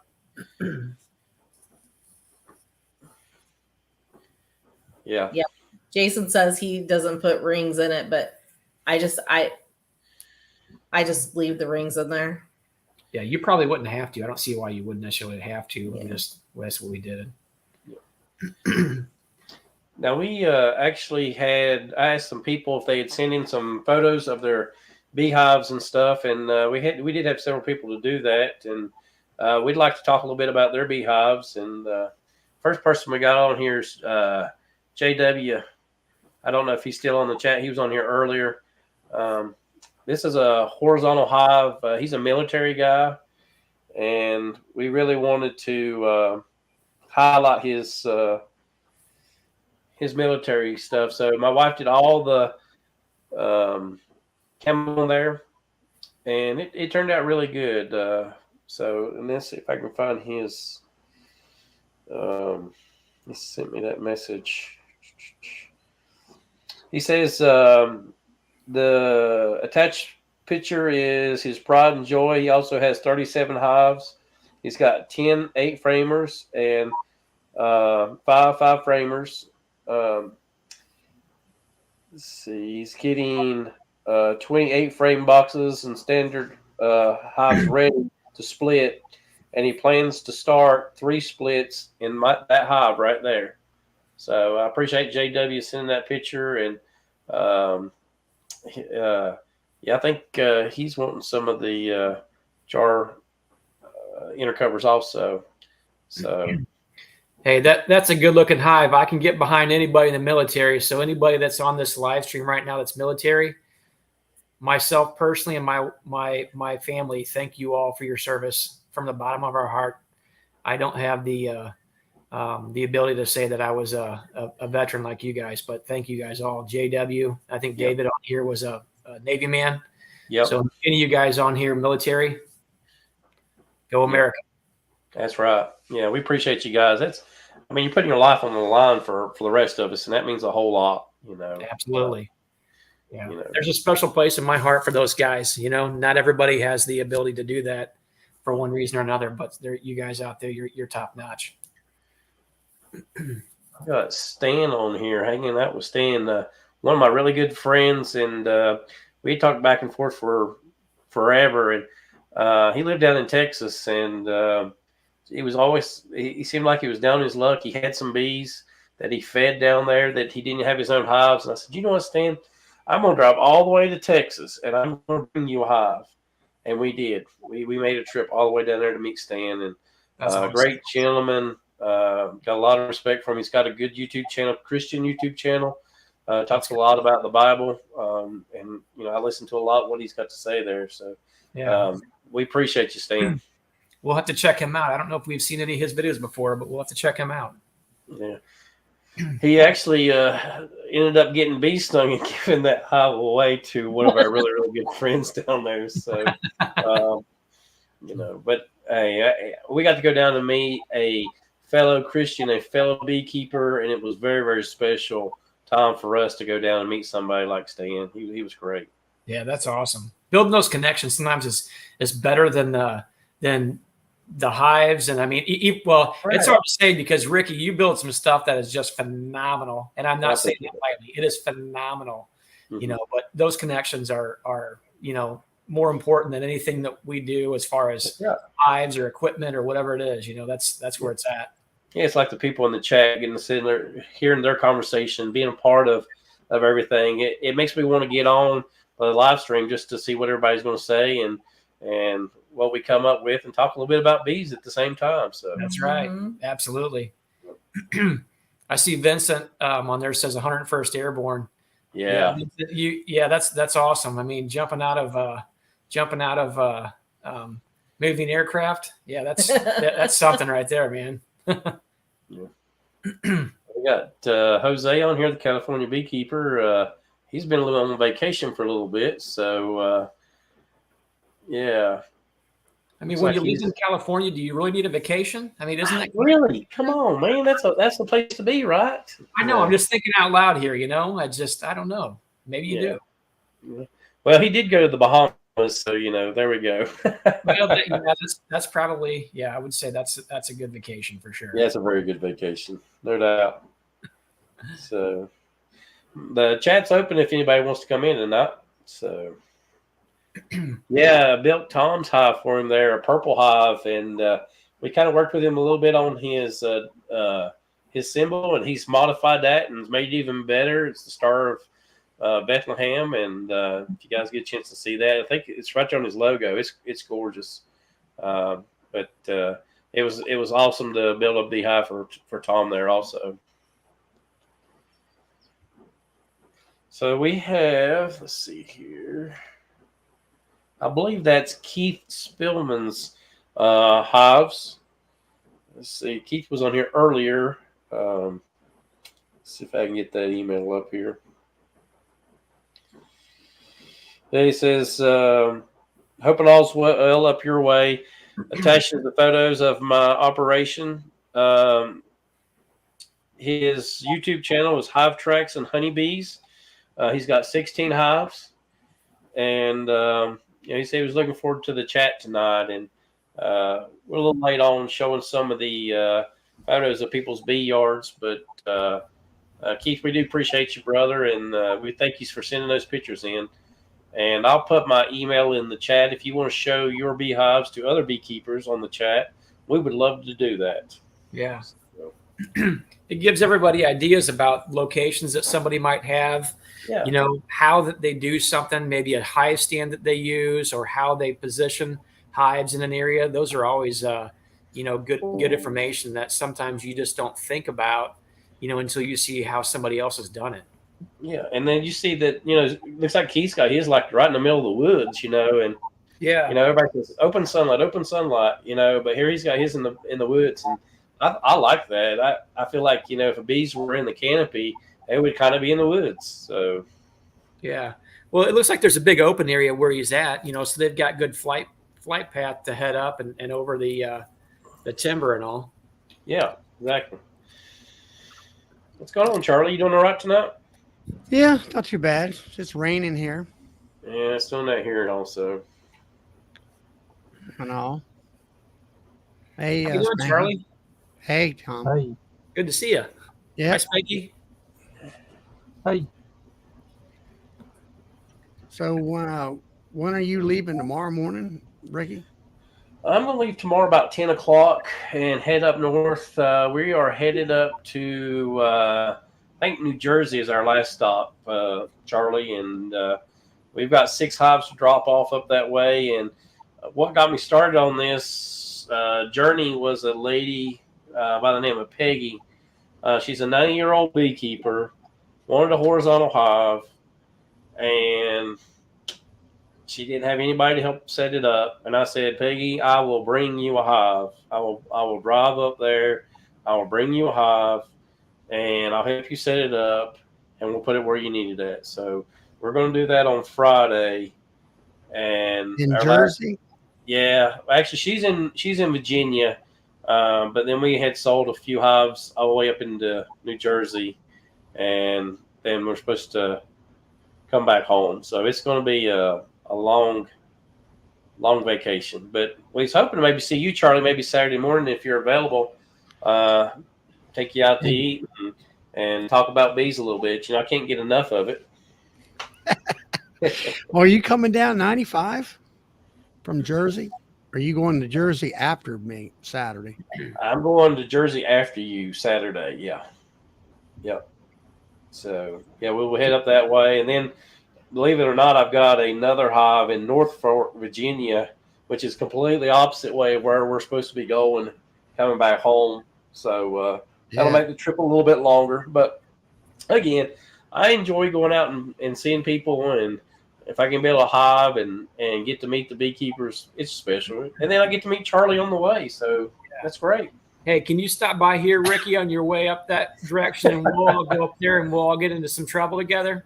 Yeah, I could just jet out to Missouri real quick, pick you up, Tom and Melissa, and we'll go to the beach and have a good time. Hey, it's basically, I mean, you're barely even out of your way. You're just going to just make a quick turn and just jump off, and we'll just hop in the car, throw an overnight bag in there and just keep headed.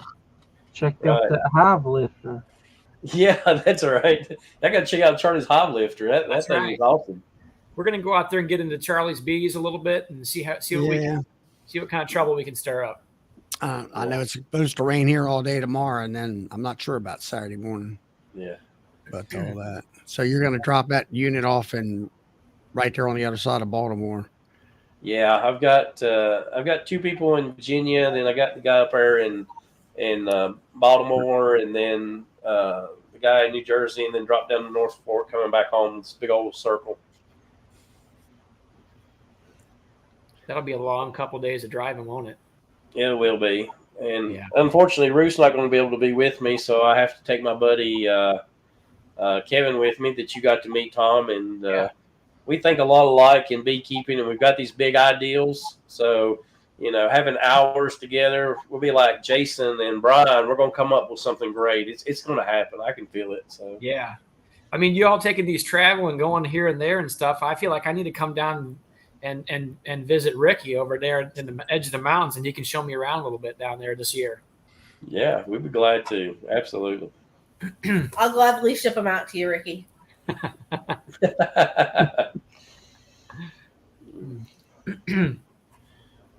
Yeah, so let's put the last one we got up here tonight. Let's see, and that was, let me see if I can Somebody's Sapamaze. Mm-hmm. I'm going to butcher their name probably here. And they bought a hive off of us.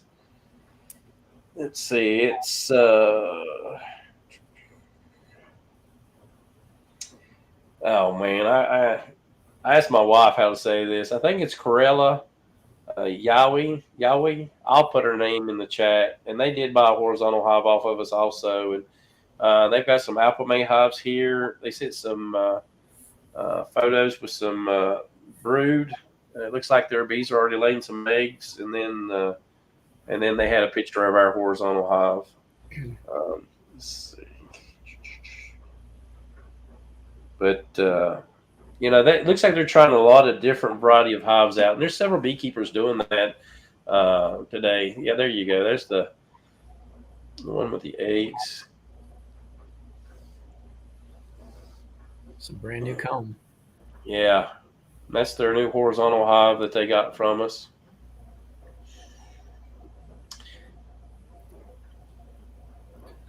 And they did send us a video also, and you can see those apple May hives, man. They're really doing good, and they showed the horizontal hive looked similar to that.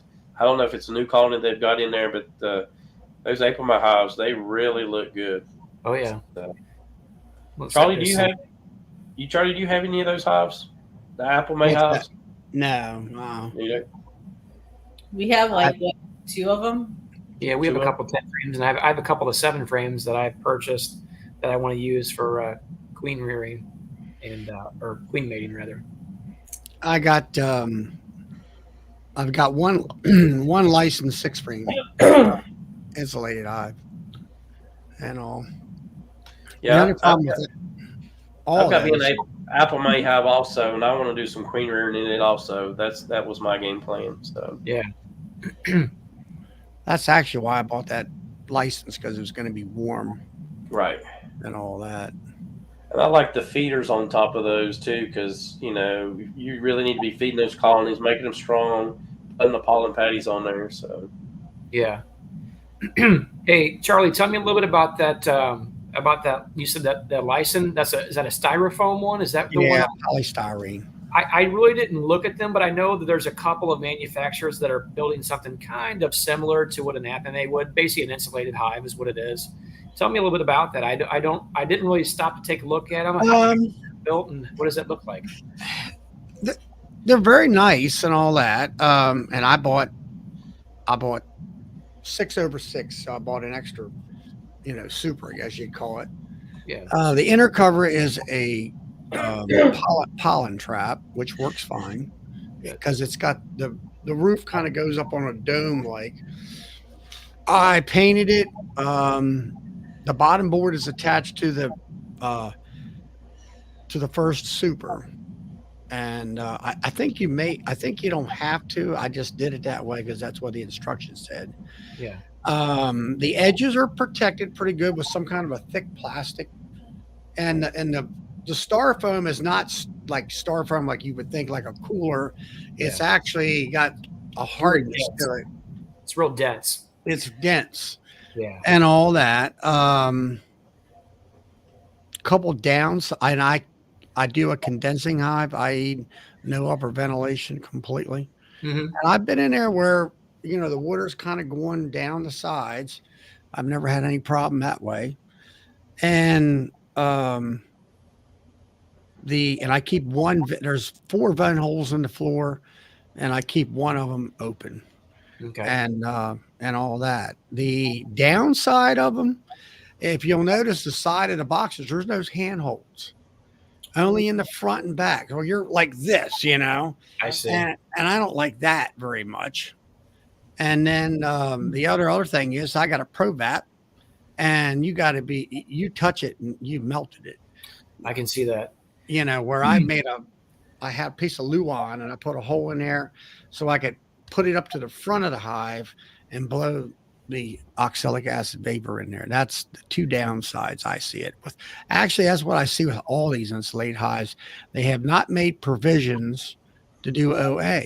Yeah. So I'll say on the oxalic, on the InstaVap particular, I don't know about the one that you've got, the ProVap, and it may be the same size tube. They have that little bitty, I'm going to call it a washer or an insulator that goes around the tube. InstaVap doesn't have any, or ProVap doesn't have anything. I think InstaVap does. Yeah, they do. I actually picked up a couple. I would mean it because I have a couple of the Apimays, and I did have bees in there this winter in one of them, a small colony, and I wanted to be able to treat them. So I knew when John was coming up to our conference, I said, hey, can you throw it was a 2-pack of them. I said, hey, throw one of those packs in the stuff that I'm going to get and bring them up. Or actually, I told Chris Summers that rather. Right. And he did. And actually, they're probably out there in the box somewhere. I didn't even bother to check to make sure that they actually made it into the box. But he showed them to me, so I'm assuming they're in there. But I haven't tried that portion of it out, so I don't know how it works. But everybody was claiming, and I know even Rob with Robbie's had said that's the ticket right there to keep it from. Yeah, that's good looking. Before Matt gets off, he sent me his hive also, and he's got 35 10 frames, 2 8 frames, and he's got this hive of mine, and then he's got 2 monster 100 frame boxes that he made, and they were. If you've seen those on his channel, they're monsters. So Ruth did the painting for this hive also. So Tom, we appreciate you sending us those pictures so everybody can see your hive. Yeah. Star of Bethlehem, that means a lot. I tell you, it really does. Having that on your hive. When you told me that, it was like, wow. I believe that's his label. Mhm. Yeah. If you look at the two, there's the bee wings coming out. Mm-hmm. Yep. Those But, poly hives seem to be pretty popular over in Europe. Like I know Lawrence from Black Mountain Honey uses them, and I think Richard has a couple of those poly hive or runs those poly hives too. Yeah. I don't know. I was looking at what's it called, Hive IQ. Yep, Mhm. I seen them. I was looking at their stuff. It looks pretty nice. I like the handles the way they got them molded on the side. But see, that's the thing with that hive lifter I just got. It's all about the handles on the side. So Yeah, I did. Yeah, I just thought about that. So you really can't use that tool on that hive or those hives particularly. well, I've only got it's like the let's see, what is it? The Apame, they have handles, I believe. They do. Yeah. They're metal ones that are built in. They're pretty stout too. I mean, Yeah. I'm pretty sure those would hold some weight. But let me think about this. Those on the Apame- Apame, they don't have a handhold in the front or back. They have them on the sides. Whereas you were saying yours are built into the front and the back, so it's slightly opposite. And I don't know if the hive lifter that you have would actually be able to lift the. Maybe think it somebody in would. the comments might know, but if it'd be able to lift with your hive lifter apparatus there, by the way that the handles are, they're actually like something you grasp from each side. They're actually lifter type things. Yeah. Yeah, so that may not work with what you have there either. you No, know? I don't think it does. And see, that's the thing.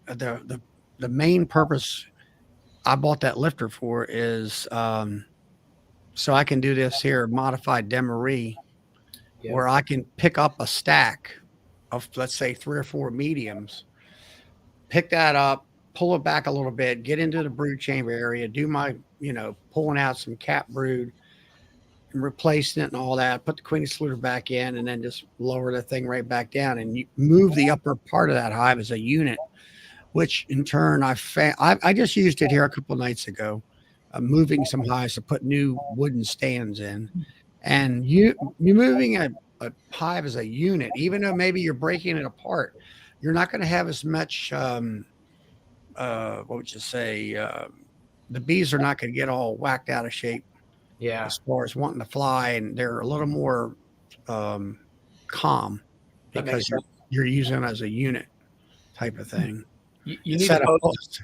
of pulling 4 of them off and you're stacking them sideways, they're all all bent out of shape. So Mhm.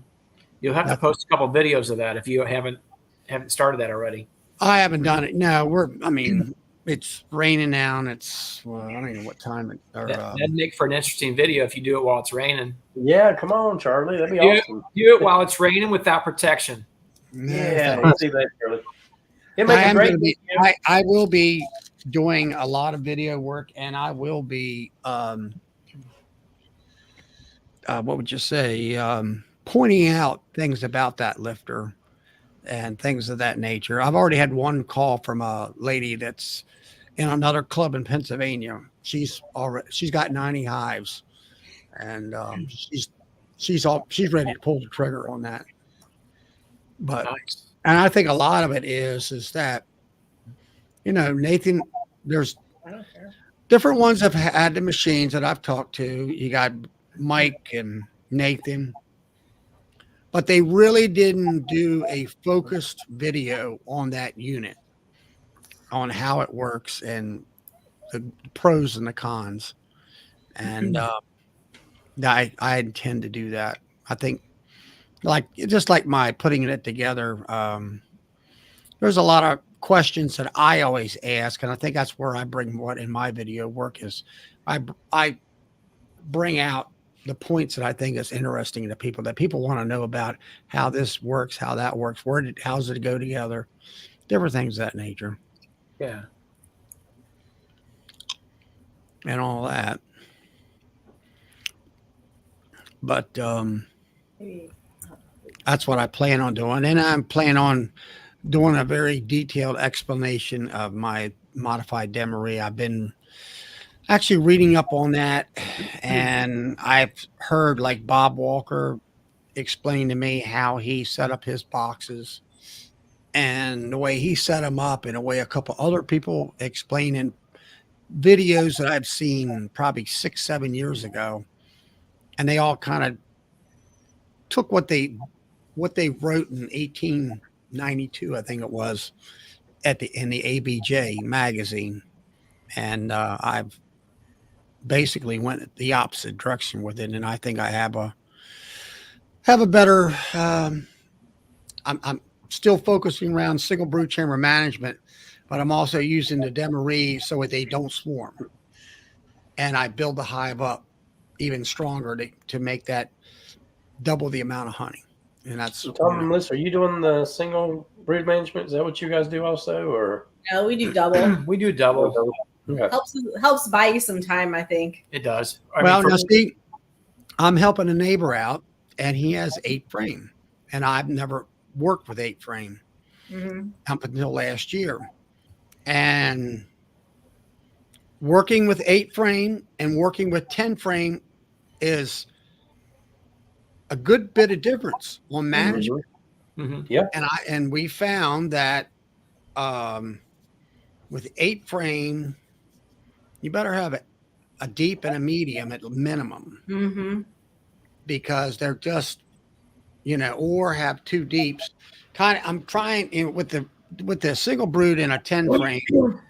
She's laying everything up, and she's pushing all the honey up, and they have to take the honey upstairs. Right. With an 8/8, I'm not sure how that would work. I know that we had to add more to it. And I think we added maybe 2 more mediums, which is like another deep. So maybe in that situation. Now, the other thing of it is, if you look at the,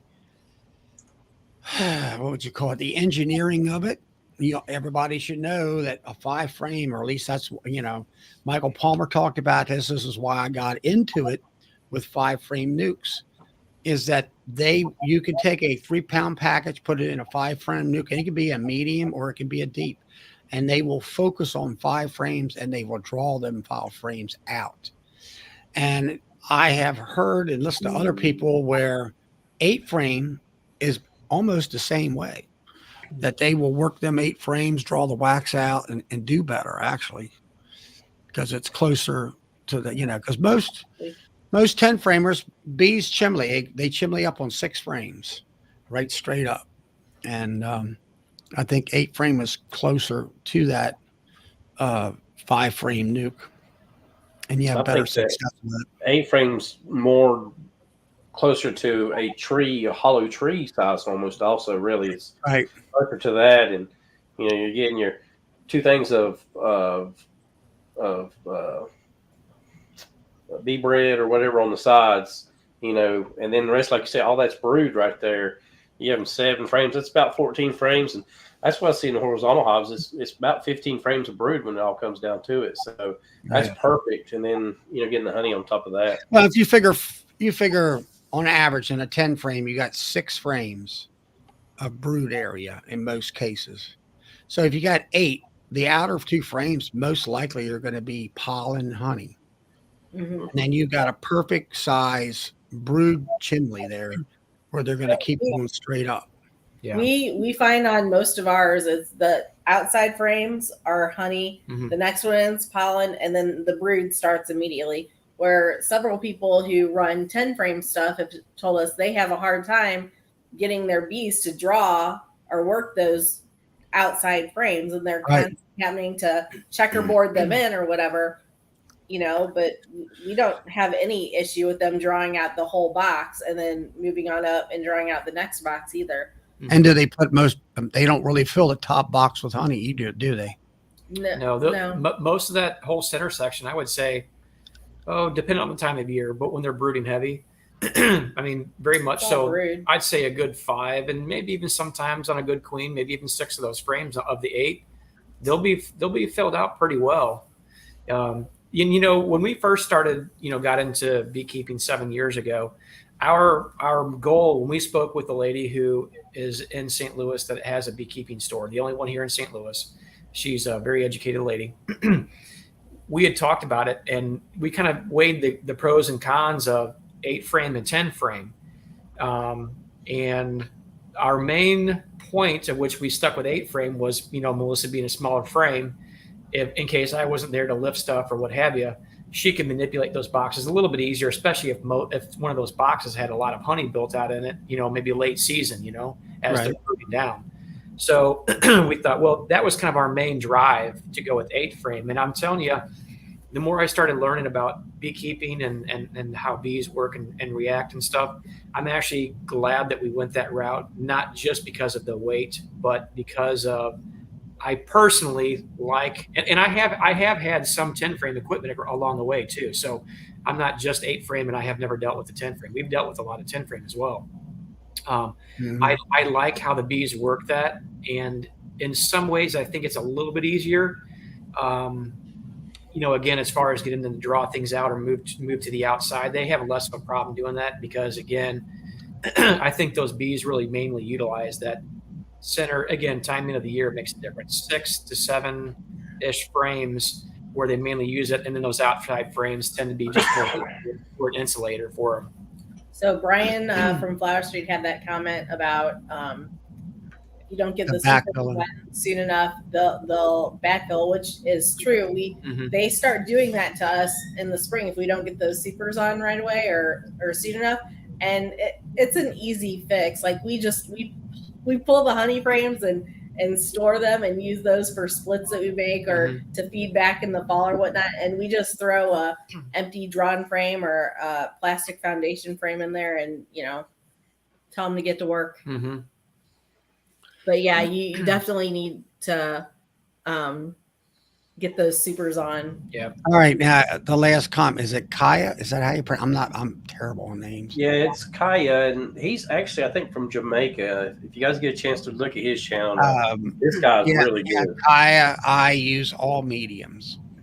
Now, what I do is in the springtime, I drop the queen in the 2 bottom mediums as my single brood queen excluder, 2 honey supers, and I take the top box that's on there right now behind me there. I put that up top as a brood box up on top for the demery. And that's where I pull half of the cat brood out of the bottom, put that up in that top box, shake the bees off, make sure she's down there in the bottom. Then that cat brood acts as a bait hive. It'll bring those bees up out of that bottom box and fill the other honey supers and all that stuff. And I just cycle the brood from upstairs down to the empty, down to the bottom, and empties and pulls more brood out. I keep doing that all the time throughout the honey season. I don't have any swarming problems because she's constantly laying. Now, with 2 5 frame or 2 10 frame deeps, I got that same problem.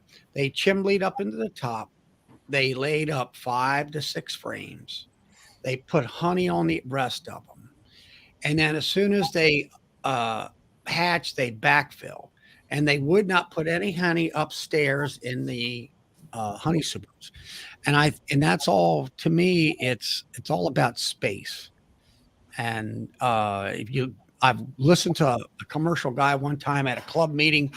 He said, well, we just don't give our bees that much space. But that was as far as he would say anything. It didn't explain anything.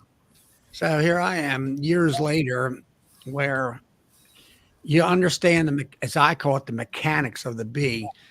They lay everything up in the 2 mediums or the 1 big deep.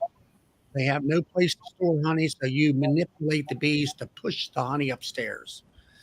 And then by pulling half of the brood out and putting empties in for her to lay every couple weeks, and then the bees either hatching upstairs in that box, or if you got a hive down the road that needs a couple frames of bees and brood, you just go over there, pull that out, take it over and put it in the other hive, and you're done. But you're constantly building the bee population up in order to increase the honey, uh, amount coming into the beehive. So that's what my system is, and that's why I wanted this hive lifter to be able to, rate. You got, let's say you got 3 honey boxes on there. You got one that's just starting, and one of them's about 3/4 full, and one of them's full, and you keep stacking all that stuff up over your head, it gets mighty heavy. And I'm like, okay, let me go in here with this machine and raise that stack straight up and back up, get my manipulation done, and I'm done. And since I use Apis Biologic, if it's going to be anything like last year, I'm going to have bees overflowing like a volcano. So I need to draw them bees up into that honey supers and up into that top box to dissipate the amount of bees in the bottom and all that. So that's another. I tell you what, with the weather that we're having this week and that we're having next week, these bees where we are, they're going to be blowing up here. Like, we're going to be so busy in the next couple of weeks. I have a feeling it's going to be crazy. I just finished mixing up, I think it was 185 gallons of sugar syrup today. I wanted to get it done earlier on. I was in the middle of mounting. So I think, Charlie, you guys had seen the feeder tank setup that I had done with the pump and all. Well, Right. I finally got yesterday and today, got my hose reel piped in on there. So it's all 100% reel it out, reel it back in. So I've got all my stuff mixed up today. We just picked up a 2,000-pound super sack of sugar. I guess it was Tuesday of this week. And I had put it into sealable containers, large ones, 18-gallon containers. And then I pulled some of it back out. We put, I guess there's probably 1,600 pounds of feed in there. So that's what I'll be working on tomorrow, is feeding it. Because I actually went this evening and just inspected a few. I just went in and popped the tops and peeked in the tops of them. And I did have some fondant patties on some of them just to hold them over. And I noticed they're blasting through that here pretty quickly now that we've had some pretty good fly weather the last week or so. So we're going to get some, we're going to start getting some liquid feed on them here right away. So they're going to start to brood pretty heavy, I'm sure, when they see that stimulation come in. And it'll be beautiful weather this week and next week, and then it'll probably snow 6 inches the following week. Don't say that. So, no. Yeah.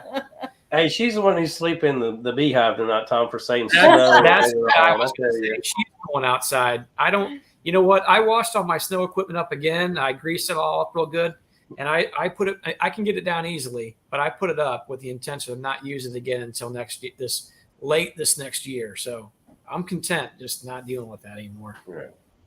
Now, Vincent, he had a comment there about can you use a deep and a medium combination? And I'm going to say yes. The only thing, I had a friend of mine who does that, and he usually has a deep and a medium to go through winter, and then he gets in there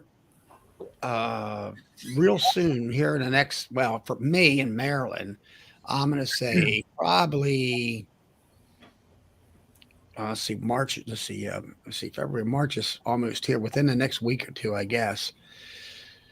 And he'll put a queen, he'll shake all the bees off, make sure the queen's in that bottom deep, and put a queen excluder in. And then, of course, the bees will come back up, and there's probably going to be brood in there. Let that brood all hatch out. And then I think he swaps the medium to the bottom and puts the deep on top, and do it that way. Or just go ahead and reverse it like that. And that way, if you had another deep, if you're going to do what I do, put a deep up on top and swap frames around that way, if you want to try that. But that's why I like about mediums. I have mediums all the way through, so it doesn't matter where. Like it's the same takeoff as, like I say, watch the commercial guy. What do? They run all deeps and all deep frames. They want everything to be universal. Yeah. And deeps in honey is super heavy. Oh yeah. So that's why I go with all mediums. Yes, I have an extra 10 frames in there I got to deal with, which it is a pain. I like flipping mediums around. They're not where a deep frame is kind of, I don't know, it's off center as far as weight wise and stuff. I don't know. I thought about going back to deeps, but I said no and all that. So that's what I got. That's what I'm doing Yeah. and all that. Sometimes it costs a lot of money to make big changes, especially whenever, like yourself, Charlie, you have 35, 40 hives. You know, if you want to go change up your entire management strategy, Yeah. say strategy, then yeah, it would be quite costly then, you know. So Hey, Todd. Yeah. Right now, I've got 12 honey production hives. Honey sales have jumped. Hey, Todd. Honey sales is really good for me this past year. So I want to be able to produce at least 1,200 pounds of honey, and if not more, and somewhere between 12 and 1,400 pounds. So I'm adding two more hives, and I'm cutting out 4 of my nukes, and I'm still going to be running 30 hives. I'm going to have 14 10 framers and 16 5-frame nukes, and that way I sell my nukes, and I also have backup insurance nukes for my honey hives and stuff like that. So yeah. And then on top of all that, I hope to do a lot more queen rearing this year, as long as the weather. Last couple of years, it's been so cold in the spring, and then I kind of ran out of time and stuff like that. But my main thing this year is for me learning wise. I've been doing queens for 3 years, but everybody talks about grafting, and I'm like, that's the easy part. I says the hard part is setting up a cell builder. Yeah. And getting, the cell builder is the key to getting that 80-90% acceptance rate. And if you can graft good, but you can put a frame in there, and that's another video that I've watched several videos here recently and watched them. And I guess what it amounts to is that they've done it for so long, they assume this and assume that. And it's like, when I do it, I don't assume anything, or at least I try not to, and say, okay, this is important to my audience, and say, you need to do it this way because of this or whatever. And that's one of the things that I'm going to try 2 different ways. I'm going to do the Bob Binney method, where it was a queen right hive where you put a double screen in. And then I'm also going to do just a 5-frame nuke that is queenless, but setting it up. And that's the main thing with that style is, if it's a 5/5, you have to pull your queen and or make a nuke with, let's say, brood frames and brood nurse bees, but you better do that, let's say, 10 to 14 days earlier, so all them bees hatch out, and then you can put your graft frame in there and it'll work. So Corey Stevens has said, he's told us, but he said, I've heard him say it a few different times, like he doesn't make cell builders. He lets whatever colonies are making swarm cells, those are his cell builders. And he'll just pull the pull the queen. She knows how it is. Yeah, she knows who the king is. Yeah, she knows how it is. You're back to the horizontal hive. I'm back outside again. Well, anyway, but yeah, that's what Mark Miller said, and then, cuts any cells out and lets it go for a couple days queenless, so any young larvae can age out or whatever. And then that's the hive those are his cell builders. Well, see, that's another thing is the original Demery method. They said to put all your brood upstairs except for a couple frames of cat brood in the bottom with the queen.